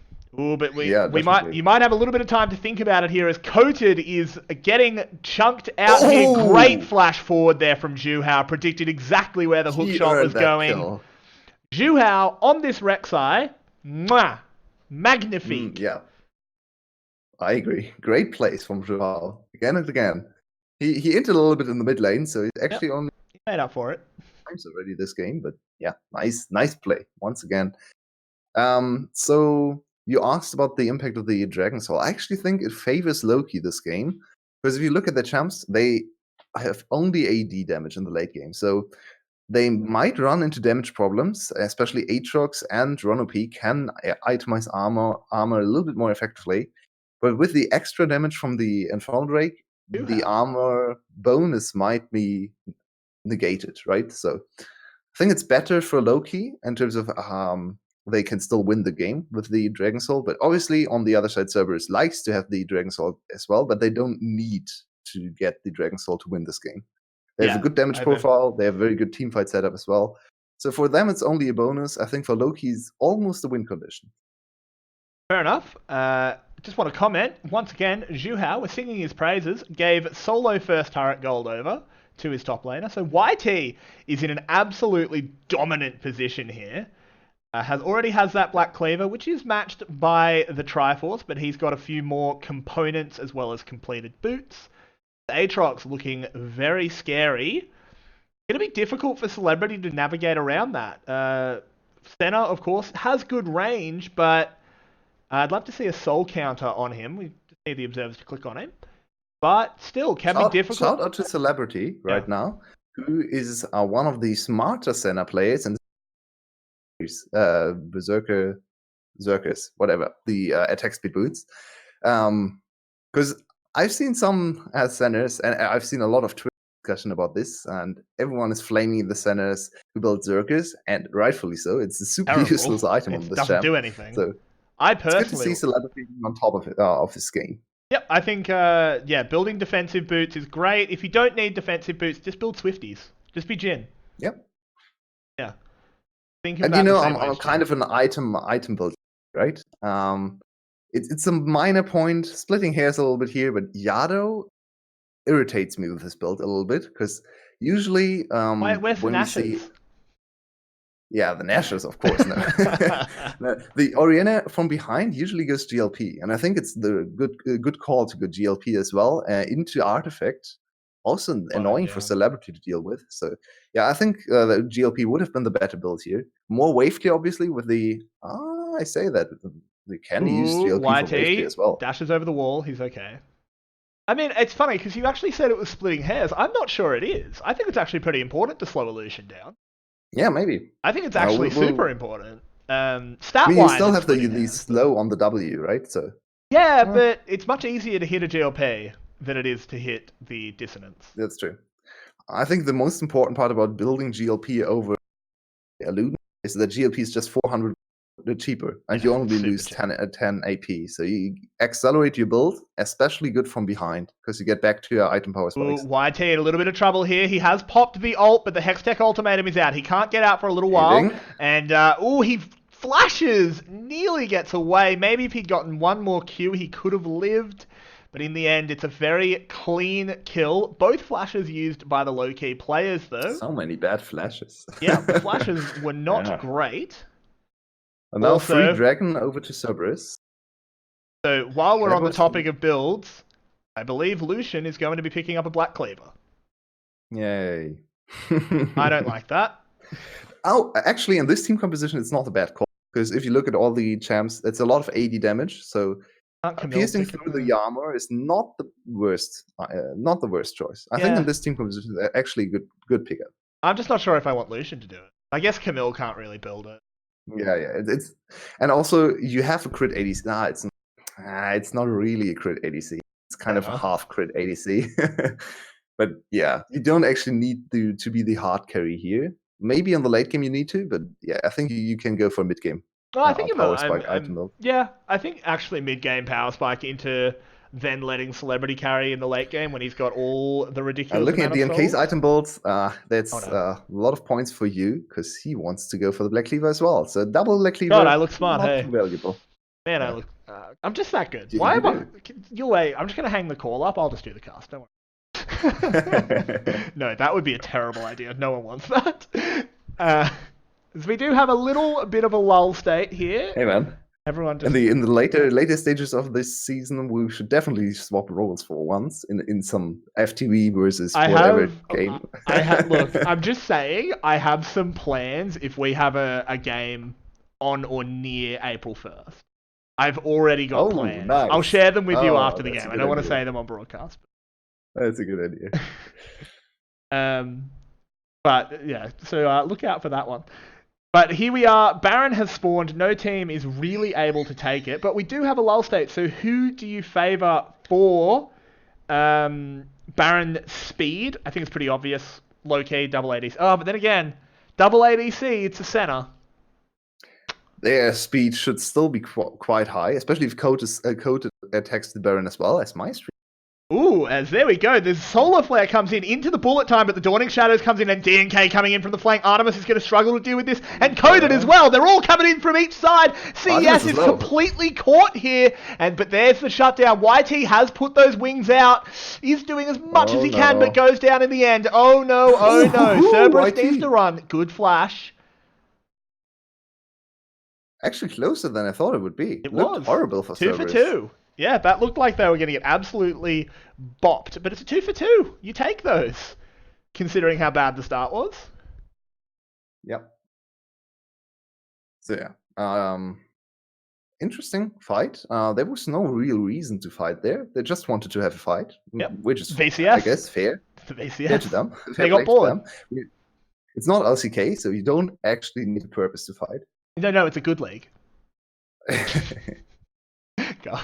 So now very close in gold again. Or we might just see another pretty long game. Cerberus now with a dragon. They are dragon up. Next dragon in 2 minutes. I think right now, if you had to call or make a bet, wink. I'd bet on Cerberus. I say. I think it might be a bit too late to bet on this game. Just saying. Generally, you got to get those in before. That's not true, but. Regardless, I think Cerberus is a little bit favoured, but it is going to come down to execution. That's the one thing with the VCS, is there's never a guarantee of execution. We could also, again, I think Senna can scale to a point where she is a little bit... Oh, wow. Yado having a fiesta. He's got the sombreros out as that shockwave hits absolutely nothing. Nope. I just spotted something very pretty, which is the axe from this Olaf skin on the Infernal map. Looks super cool. Olaf has some good skins out there. What is going on? Your stream is not struggling? No, my stream's totally fine. For once, it might actually be on your end, as we do get a replay of this play, as the teleports came in from absolutely everywhere. But they did manage to sort of weather the storm. And in the end, it was only a 2 for 2. YT in particular, looking absolutely dominant. He goes down here, but he did such work separating the fight. Well done. Yep. So as I'm trying to get back to an actual picture here, do we have a lull state? Do we have a setup for? A little bit of a I lull. don't actually know It's a what's little bit going of a on. lull. Bit of a push down mid lane here for Cerberus, but I don't think they will be able to secure this tower. It's a little bit too healthy, though they are going to go for it. And I tell a lie, There I we think go. they definitely will be able to secure it, as they just had the inside track here on Loki. And we have a little bit of Vayram going on, Vietnamese Aram. But this will be the Vietnamese part coming in as the team fight does break out. Bullet time is used, but it's being negated so much by this brawn, but it might not matter as coming forward is YT. Manages to hit that Q, but Coded flips over the wall, and now they're pushing in. Yin, so far, the only one dead, and boom! There's the shutdown from the railgun. Comes out, slamming into Zhuhao, and it's a 1-1. Wants to extend this fight. I think they should. The health bars are low, but here's the trick. Is there a shockwave up? No, there's not. It completely fizzles, and oh no, they've brought the snare on top of YT as well. Artemis will go down. Ron OP is super low. YT with it all to do in the backline. I don't think he's going to have much of a chance. This has been a bit of a throw by Cerberus. No, they will not all die, but they do get away. Okay. YT gets away because Cerberus, that was a huge throw. They did not need to do that, and now they could lose Baron. These two take Baron pretty quick. That inhibitor. Also might lose the Infernal Drake as well. Yeah, Artifact is taking the Infernal Drake. There is a TP here. They're going to fight this. They're going to fight this. Artifact needs to back off. Chains do miss. I'd really prefer to see the bot lane right now, observers. Observers? Why isn't the Baron the picture-in-picture? I don't think they're going to lose the fight to Baron. But it is being picked up for Loki. It will be traded for the Infernal Drake, which does put Cerberus on Drake point, but in the immediacy, huge win out for Loki. Absolutely massive. So, as I read about or I read that you actually know something a bit about tennis, or maybe more than a little bit. Yeah, my dad's a big fan of tennis, so I talk about it with him. So this situation right now is a little bit like having a set point against like in a break, so against serve. Yep. Because Cerberus is on the soul point, but they have to deal with the initiative from the Baron. So very good analogy. Loki, I like it a lot. Yeah. They have to go against the tide. Yeah, and Loki also ahead in gold now, so it's still kind of Loki favored, but it's also like if they make one slip up, Cerberus can just snatch the set, snatch the match. Yeah, absolutely. This is very, and I mean, Loki, as you said, has the initiative, which means that the burden of execution is much more on them now. I like to talk about the burden of execution. I think it's super relevant, particularly in minor regions. There are some spooky, scary ghosts here in the mid lane, but they will get away. Celebrity seems to have a lot of range already. I'd like to see. Yeah, I'd love to get a soul count. Also with the rapid fire cannon, of course, extending his range even more. I don't like RFC on center at all. Ooh, YT's in so much trouble. Goes into the stopwatch, but it's not going to save him. DNK will knock him down. Center ult tried to steal it, but didn't quite work out. But here they come. Zhuhao does get out, gets healed. Oh no, that shockwave only hits Yin. Can they find anything? That they cannot. The tower will go down, but they managed to limp away with only one of them dying. It should be bot inhib. This should be bot inhib for Loki. Yep, the wave clear is pretty strong, but it should pretty much be inhib. Wow, Artemis stepping very far forward there. Bold. That Baron minion survived the entire Make It Rain on about 2 health. Good job. Yeah. Oh, they're taking their time. It's only 9 seconds until White back up. He has a teleport, potential flank ward if you look at the bot lane. Yep. This might be an There are pings on that ward as well. There's the TP. Yeah, there we go. And they go in. Ron OP will get bound up. He's a little bit slow. YT is here. He's got the wings out. He's trying to do so much. Taking so much damage. He hasn't actually done very much. The bullet time did a lot of damage, but not enough to confirm a kill. So YT sort of came in big and strong, got absolutely spiked into the ground. Straight up back to the grave. Yeah. That's guys, why is my game grey? I don't understand. This extension now is actually super good for because they got the inhibitor, and now look at the dragon timer. 2 minutes to the dragon. Yeah, they should be able to fall back and get pretty solid vision around it at the very least. Absolutely. But Another inhibitor is not, yeah, don't push for another inhibitor. Baron buff is one off as well, so yeah, just reset, collect a little bit more gold, finish some more items. Maybe the IE on artifact would be that would be huge. big. Yeah, that would be a Even though really big one. I don't quite know why he goes IE first, but whatever, his choice. A little bit interesting, for sure. But still, I mean, a fair bit of crit on Lucian. Obviously, very, very powerful. It is how he scales into the late game. So happy to see it at all. Not a fan of the Black Cleaver, considering Olaf was building it. But, oh well. It does have quite a lot of synergy. Now, they didn't actually leave a huge amount of vision around the dragon. I would have liked to see them set that up on their reset to at least force Cerberus to invest time into cleaning that out as well. To go back to my analogy, so the last 2-3 minutes were 2 points in favor of Loki, and now they are on set point, because if they win the next fight, Cerberus is pretty much done. Yep. Cerberus can still fight back with the Infernal Soul, but even if they secure the Infernal Soul, I'm not sure they are favorites to win this game, because now Loki with a very solid. And here we go. The serve has been hit. Loki coming in, seeing if they can lock down the point. Juhao will start it off. And there's the big center ult. So much damage being done. This is going to be it. Cerberus being chased off. Yado running for the hills. Protect your KDA, son, because this is going to be game for Loki pretty easily. There's super minions in the base. GG. We're going to game 3, boys. Yep. There we go. What are we looking at?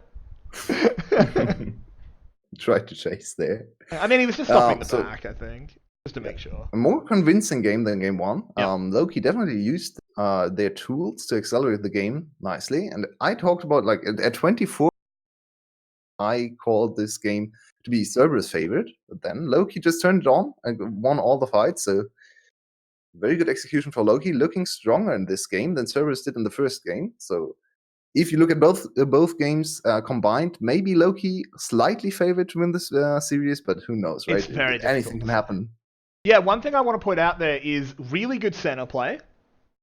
Glad to see more good center play in the VCS. Not a champion that super favors them. Do we have a real break this time? No, it's only a minute on the timer, but I imagine that's because they're going to do another interview thing. Yeah. But let's have a chat about that game. What else is there to take away from that, and what do these teams need to do to secure the series? So a lot of decisiveness. I also liked Yin.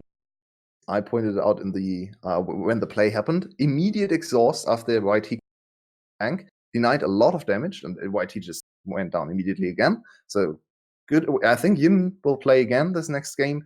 Coated struggled a lot against YT in lane, so we might see Hani in the next game. I hope we don't. I hope not. He still had an okay game. DNK also, once again on the Olaf, looked way better than the first game. I think, as you rightfully pointed out, the center, especially in the late game team fights, a huge impact with a lot of snipes, turning around the initial push from Cerberus in the mid lane as well. Yep. So, yeah. Good performance from Senna, also good performance from Artifact, who recovered a little bit after his very weak performances early on this split. So it's good to see as Loki finally stepping up. Now, the question, of course, comes back. What is your vote for MVP of that second match? Tricky. Good players. It was a messy one, too. And the Celebrity. A very solid Senna performance. Yep, that's where I was going. Not the hugest of impacts in the early game, but the game was very... Giving up and giving an MVP for early game doesn't really make sense if the early game is super close. So giving the MVP for late game performance should define this game. Yeah. Yeah. All right, so let's lock in Celebrity, something we don't say very often. No. Celebrity gets MVP.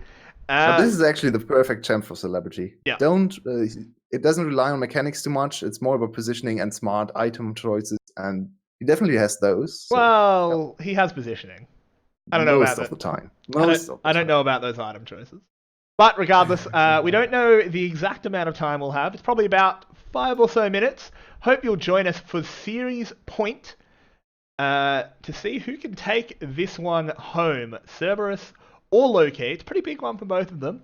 We'll be back very soon. See you then, guys. Thanks for tuning in.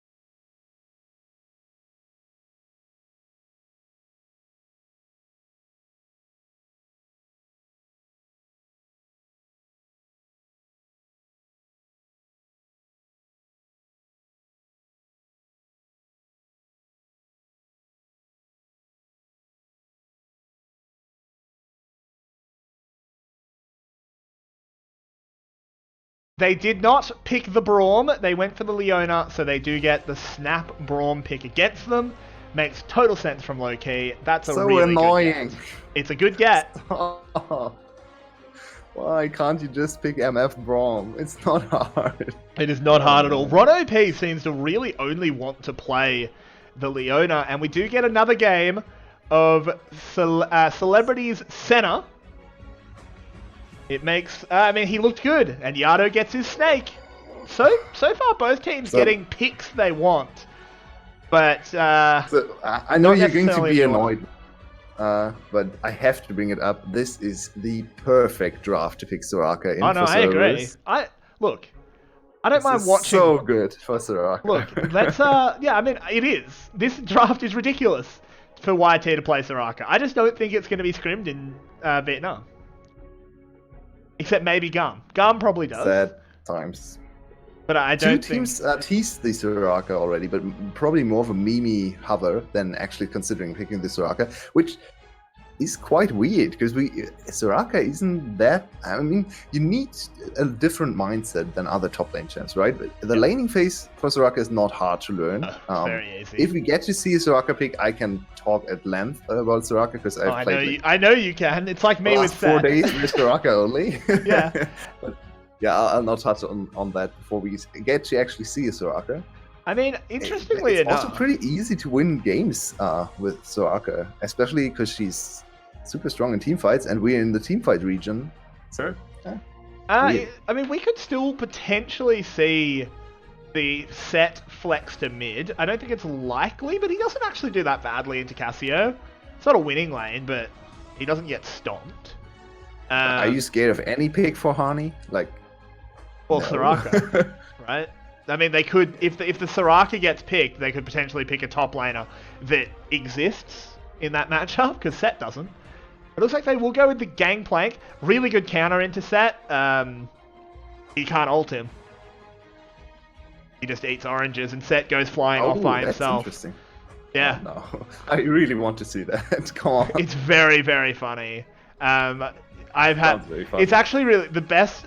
This isn't necessarily relevant to this game, but the best one is when you get ganked by an Olaf and he pops ult. I like this. Oh. And he pops ult, because you ult him and just go flying away, and you're like, oh, I'm out of the gank. Olaf didn't come with me. See you guys. What happens to the health damage or to the damage from the ult? Nothing. The damage is done when you slam them down. So if you don't pick them up, they don't take damage. No, but what about the AoE damage? Yeah. I think it only does its base and does the flow. Okay. That makes sense. You don't actually slam anything, right? Yeah. But it will be D&K actually taking the Rek'Sai this game. Zhuhao's going to have to show something else. Oh no. Can I change my prediction, please? Oh no. Oh no. Okay, well, they've picked Kiana. It looked really bad yesterday when it was played. But I think that was much more player error, honestly. To be fair to Zhuhao, he has looked great in the early game. So a great early game performance for Kiana would be cool to see. I really like the pick for Loki. They just picked away the Rek'Sai and forced Zhuhao on a different champ. Very smart. We talked a lot about actually banning the Rek'Sai after Zhuhao dominated the first 2 games early on. So it's good to see Loki adapting. I think this Loki draft looks super good. This Loki draft looks like straight out of LCK, I'd say. Yep, if you turn LCK doesn't actually like Senna too much, so maybe. I think the issue just comes, and I know I'm gonna get flamed, but I don't trust Hani. I don't know why they bring him in. Coded, he's had good games. He doesn't look bad at all. Also, the Cerberus team comp is not bad either. It's a nice team comp to have as well, especially with Yado and Cassiopeia. I like to see that. Very good Cassiopeia player, has played her to great success before. Artemis had a good game on Misfortune. We have Ron OP on his favorite champ, it seems, Leona. He has picked up 2 MVPs for us and 1 MVP for the official stream on Leona. So yeah, he's looking very good. Gangplank is always, Gangplank is never the wrong champ to pick. So it's just the Kiana that leaves a little bit of a bitter taste. Yeah, the Kiana... Sour taste? What is the correct... Sour taste is the correct term, but bitter sort of conveys the same emotion. Unpleasant is sort of what we're going at. But in this early game, you said that you want to see Kiana having the early impact. Where can he go? Are the lanes particularly gankable?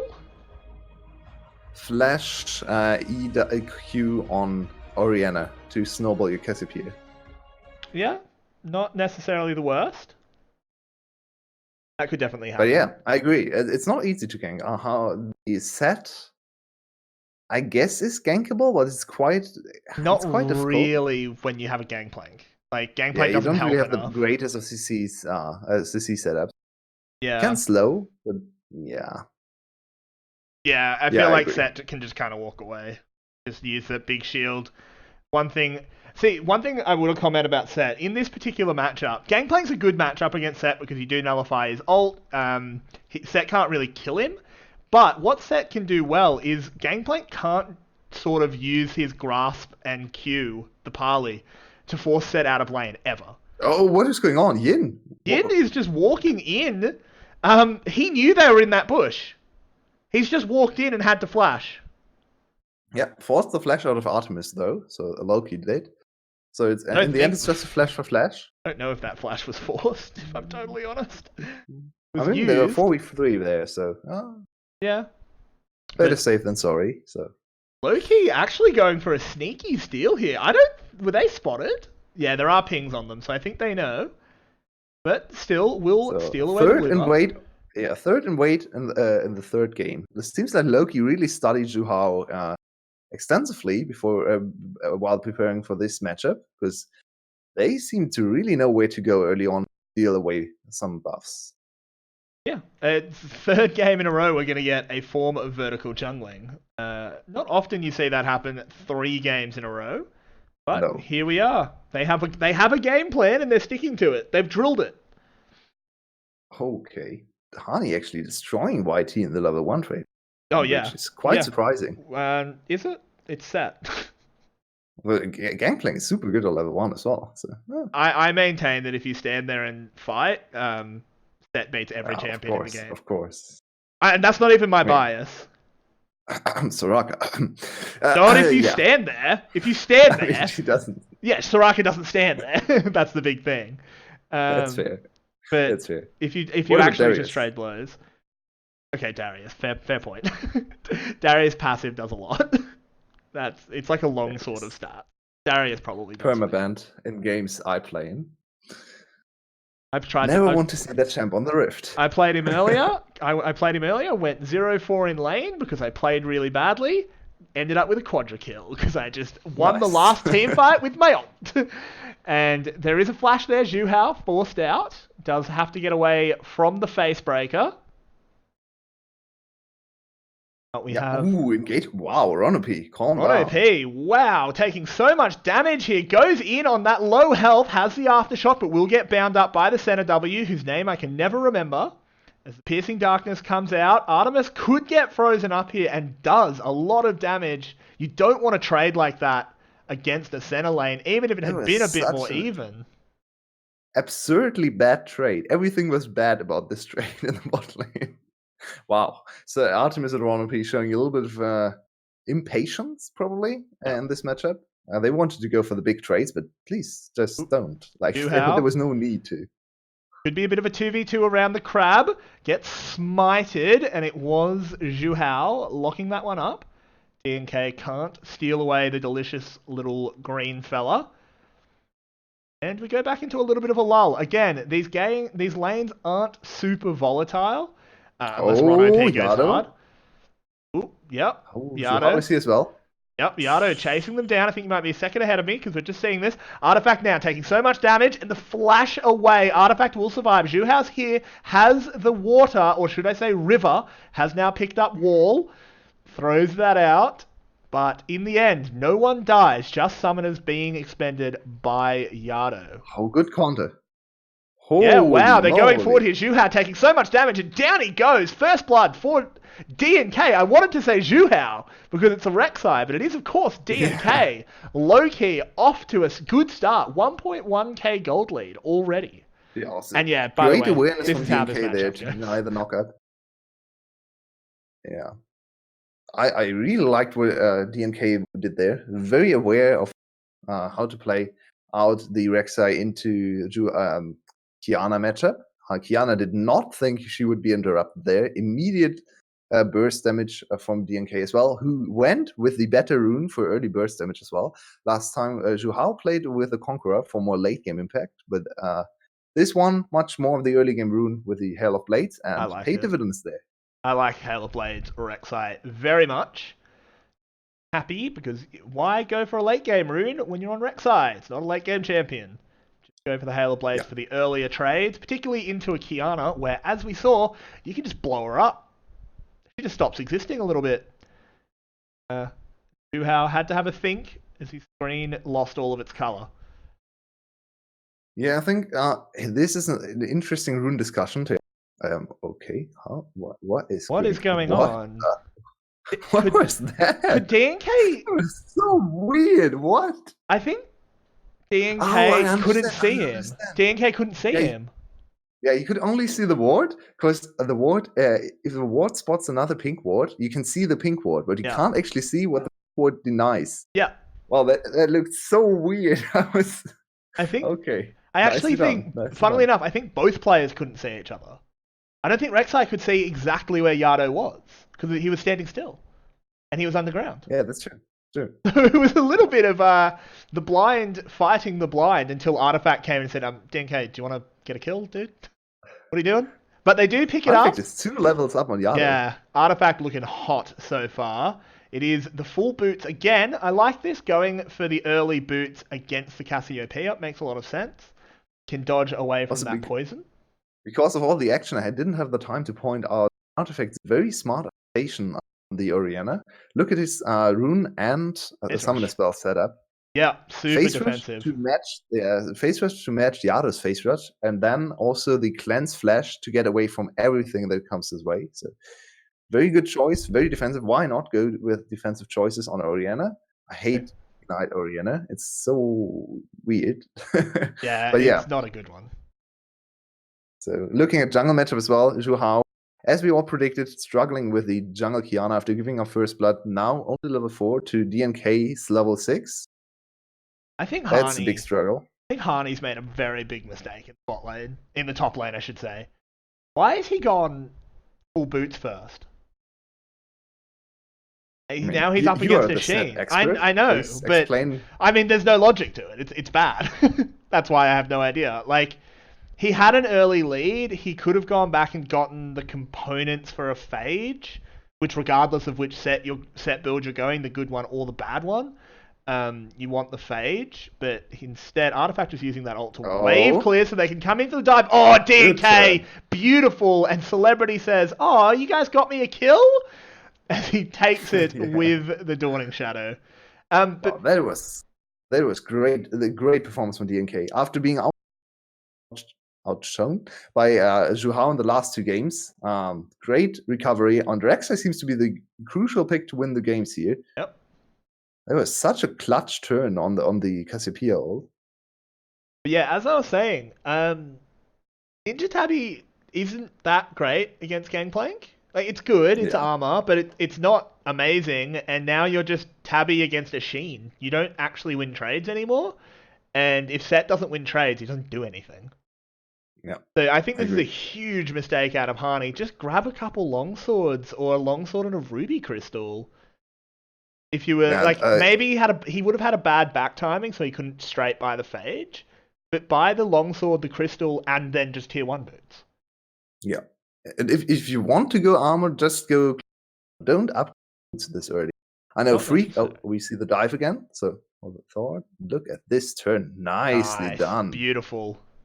Also dodged the Q on the way. He would have potentially died if he didn't dodge the Q as well. So also we made a bit of clean play. I made a bit of a joke about Celebrity just wanting the kill, but the shield actually did save DNK. Yeah. He would have gone down if it wasn't for that center ult. So it was actually very well coordinated with Celebrity. But here comes a potential dive up in the top lane. You're diving a Gangplank, but the TP is coming in. The set ult will the set ult will do the damage. As good shockwave there, pulls Yado out, and the Haymaker does the damage. It's a double kill. It's going to be a triple. but unfortunately, D&K takes that last one away. Oh no, Cerberus. Pack it up, boys. It's Pack it up, over. boys. Cerberus is back on their shit. Well, that escalated quickly. Nice dive, and the Cerberus just more and more players after the other, and Loki was like, "Oh, nice! You give us another 300 gold? Yep, we take it. Another one, okay." Yado, Okay. look at this start Good for choice. Yado. This is disastrous. Yeah. He's 2 levels down, 0-3, 20 CS down. How does he even come back? He doesn't.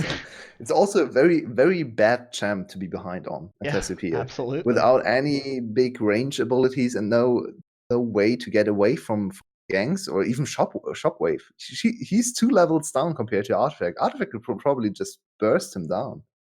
Look at the gold as well. Almost 2k gold just in the mid lane. So, yeah. Cassiopeia needs to be super careful. It's very hard to play from behind. This doesn't look great for Cerberus. No, it does not. This is going to be a very difficult one to come back in. They do have an element of late game scaling. If Yado can stabilize and this game goes really long, the Cassiopeia will, of course, do a lot, as will Gangplank. Gangplank definitely, in the end, wins out the side lane against Set. Quite hard, in fact. Set definitely can't take extended 1v1s against 2 or 3 item Gangplank. That's interesting. I mean, he can hold because he's got ridiculous health gen. He can't actually kill it. By the way, a very minor point about Set, but I think we have a little bit of time. Do you think you shouldn't go bone plating in Set because Set can nullify the bone plating with his true damage? See, I actually don't go bone plating against him. What do you mean? Yeah. I'm not sure, but Artifact is caught out here, used that cleanse, and Ron OP went forward anyway. There is the Gangplank ult and the stun from the Supreme Display of Talent. They actually get one back, but it is 2 going down already for Cerberus. There might be more. Oh, potentially Cerberus could turn this one down. There is the showstopper coming in, slamming him to the ground with the power bomb. Won't be able to get another W off, though, and suddenly Yado back in the game with 2 kills. And once again, we're talking about tennis, and they're hitting the ball to each other. Yeah, I think we forgot what we... A 5k gold lead looked like the game was over. It's back to... Okay, it's still a 2k gold lead at 12 minutes, so it's not like the game's even suddenly, but way better position now for Cerberus, especially for the mid laner, as you rightfully pointed out. Who's still behind almost 30 CS, but I mean, he got 2 kills at least. To the surprise of absolutely no one, Harney's going a bad build. Why do you need Black Cleaver in this team? Yeah. Well, come on, Mr. Color, justify it. there are 2 other... but I don't think it's worth going as inferior items so that your Rex. I don't think anyone can justify a Black Cleaver in front of you. I'd love... Look, I'm happy to be wrong. I just don't think it's ever good. It's not better than Trinity, as Yado takes so much damage in the mid lane. If that Prey Seeker had hit, he might have very aggressive, though. But if you want to do anything, aside from being an alt bot, like you're just an alt bot, he cannot do anything against Gangplank now. We've actually seen a lot of the professional sets go a very tanky build, so it might just be Black Cleaver into full tank for Hani here. Which, I'm not the biggest fan. I just don't know if you want a full tank, why are you picking Set? Pick Ornn. Yeah, I mean, Set is very strong because his numbers are OP. His abilities actually, his W is a good. I mean, the Haymaker is beyond broken. I think the Haymaker is the only reason he's actually picked and prioritized in Pro, because everything else is. The ult is strong. The ult is strong. Just as team fight disruption. It's again, I think, as with most juggernauts, if Set's numbers are brought in line, he'll never see pro play again. Yeah, I think the only juggernaut survived balancing acts is Mordekaiser, because his ult is just very valuable, and his ability to play weak side as well, which I mean comes back to his ult. So I'm repeating myself here. It's just a very good tool for pro play as well. So Most of the time, we see champs with very special abilities be good for pro play. Gangplank has the ability to scale into damage. Ooh, Yado could be in a bit of trouble here. The Rek'Sai ult will be used to get him close. Oh, good flash. Ooh, the Shockwave missed there. I'm actually not 100% sure how. It looked like Yado was in it. No, he flashed away from me. Oh, he flashed it. Right. Okay, that makes sense. So in the end, it is just ultimates expended from both sides and the flash from Yado. He's now a little bit more exposed. Yeah, and even though the last fight we saw was Cerberus winning decisively, Loki immediately afterwards already had secured the Rift Ult before, so used the Rift Ult, got the turret in the top lane, and we're back to 4k gold lead. Yep. So it's not looking too great for Cerberus, even though they won the last fight they attended. And also, in the mid lane, Artifact, doing you proud, has picked up the GLP as his first item. It's so, like, Artifact, please check the items again. Like, I like the GLP, but on the other... like, it doesn't really make sense to build the GLP in the game you're ahead and Ludens not when in the you're game behind. You're I know. I like the GLP regardless. I actually think ahead or behind it's a good item. But you are completely correct. If you're ahead, you build the Ludens. I think on Orianna, you should almost always go GLP right now. Yeah, I agree. Very, very strong. So, how does Cerberus get back into this? It's not easy. They're 3 towers down, so there is a fair bit of standing gold. If they win a team fight, we could see the gold lead swing closer to parity quite quickly. Also, big problem for them, another Ocean Soul, and Loki has secured 2 dragons already, so only 2 away. Next dragon will be 1.5 minutes. Ooh, Hardy in some trouble, gets caught in the bush here, could try and use the showstopper to get to the wall, and that's how you use that showstopper. Flashes over. That was pretty cool. He stopped the show there for Cerberus, so aptly named ability. Certainly did. But don't let that analysis remind. I'm not going to go into that, as YT has to flash away. The teleport coming in. It is Yado. I don't think the teleport was necessary there, but was called very early on. So yeah, a little bit unfortunate for Cerberus. Also, another Shirley I really like the tempo play for Loki. Yep. They are spawning Shirley, Shelly all the time. They're just pressuring Cerberus, and Cerberus is struggling to respond because Yado just TP'd up, right? Yado just TP'd top. You're going to get a free charge on this inhibitor turret, and that damage will stick for quite a while. Oh, and then the shockwave is used. Ron OP goes so low. The middle of that center ult needs to be careful not to overextend. It's the weird time in the game. Also, just please take the dragon on spawn. Would be so great for your win condition. I think they will. They're sticking around for long enough. They're either going to take a team fight or just get the dragon before they reset. Yeah, they're already making their way over. It's good to see. Good to see. Loki looking quite good in terms of macro. There's still a lot of micro and positioning mistakes, but just overall game understanding, I think, has gone up a little bit in this season so far for VCS. Yep. Looks like we might be getting a fight around this Ocean Drake. Yep, the cannon barrage has been called in. Ron OP charges forward, but there is a stopwatch here for Yin. Really nice solar flare, forcing out an instant cleanse here from Artifact. The bullet time being used, not doing much of anything at all. Dragon now at half health. This one's important for both teams. Oh my god! There's the shockwave of the century into the showstopper. It's a triple kill. Cerberus is done. Lord Harney returns. And Loki will pick up the big team fight victory. Quadra kill for Artifact. The Pharrell Lord shockwave. The 3k elo shockwave from Artifact. Yep. The 10,000 IQ shockwave. You absolutely love to see it. This will be 1 inhib very easily. And they got their third dragon. The nail in the coffin. That really was the proverbial nail in the coffin. Definitely say that again.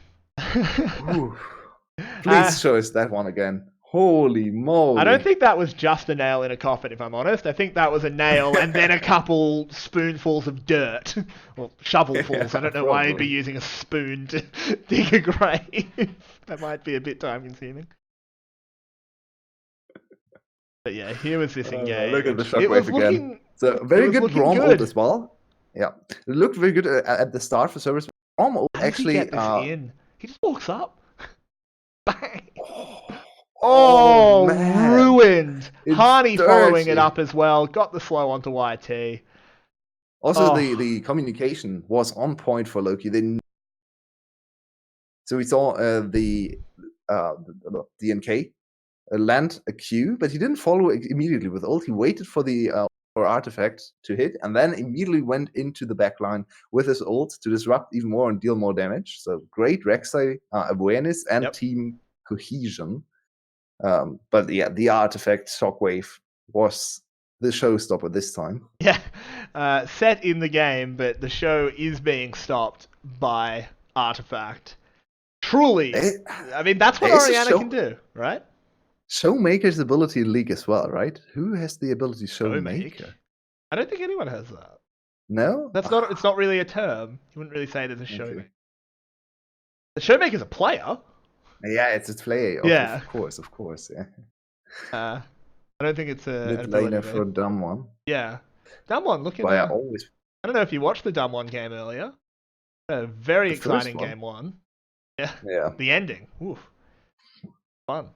Dumb one looking rough. They were lost against oh T1, no, there is another shockwave. Ron OP caught up. Celebrity gets the snipe.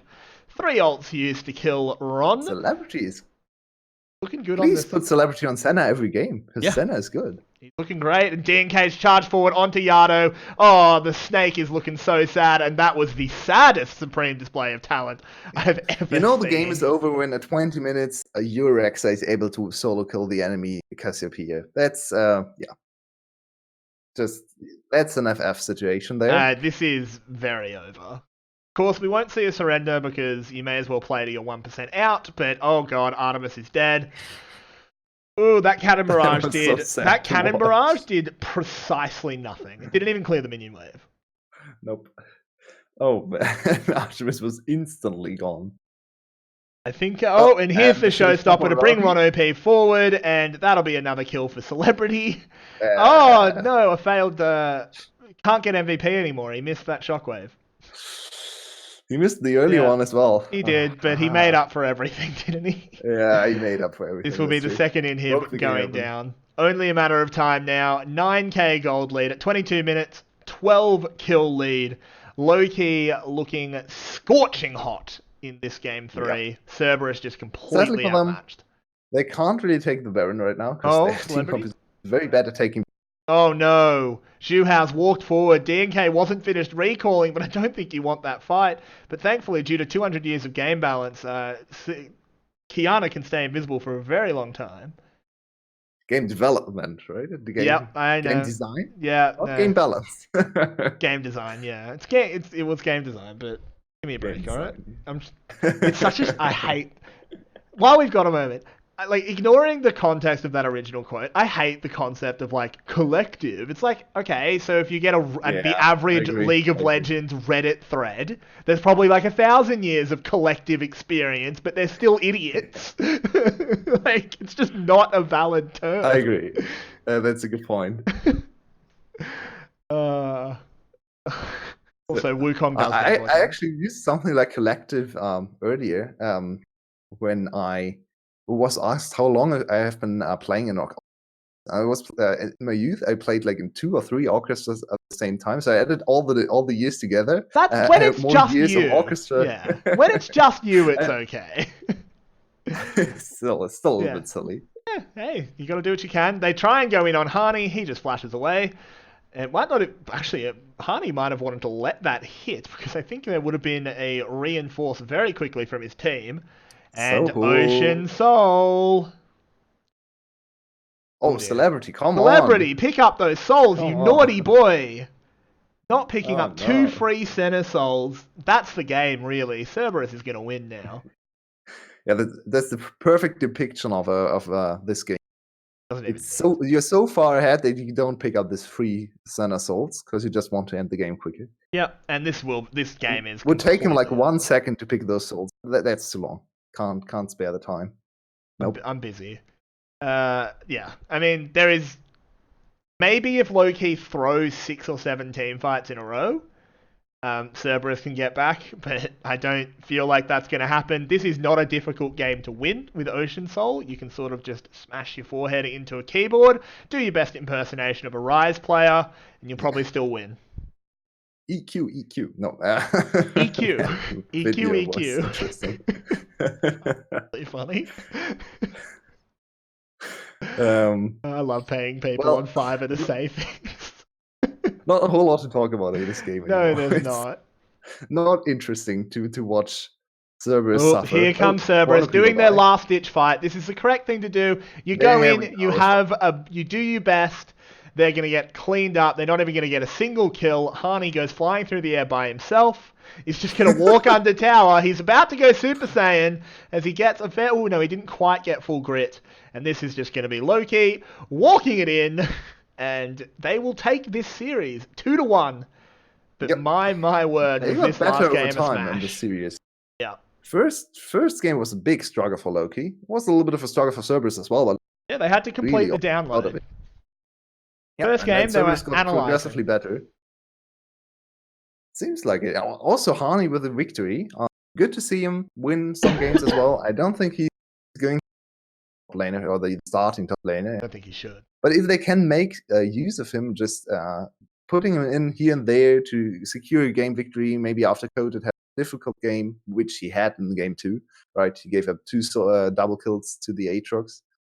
So yeah, if that's a good strategy for Loki, Loki can be a dangerous team. And Artifact stepping up big this game after very poor showing early on and last week especially, where he inted all the time into Null. But yeah, no, so far, Loki looking pretty hot, especially that third game. Before we go into much more analysis, your MVP, I think it's pretty obvious. Yeah, it has to be Artifact. Artifact, he won them the game. Like, that one Shockwave just completely broke the game. But big shout out to DNK as well. Yeah, he had a really good game. Great Rexa performance. Especially the mid lane dive was super impressive, where he turned around from the Cassiopeia ult and then dodged the Cassiopeia as well. Assistance from Celebrity, who has to be shouted out as well. Great center performance again. I think the center is looking like a very good pick for Loki in the future. And maybe something you have to ban against them as well, because it's the perfect champ for Celebrity. We have talked about him at length. He's not the greatest mechanical player. His positioning can be iffy, but center solves both of those problems. So, yeah, absolutely. Really good performance. Cerberus, not looking too bad despite the loss. I think they can walk away from that one, except for the last game, which maybe they can laugh off. But they're not looking too bad.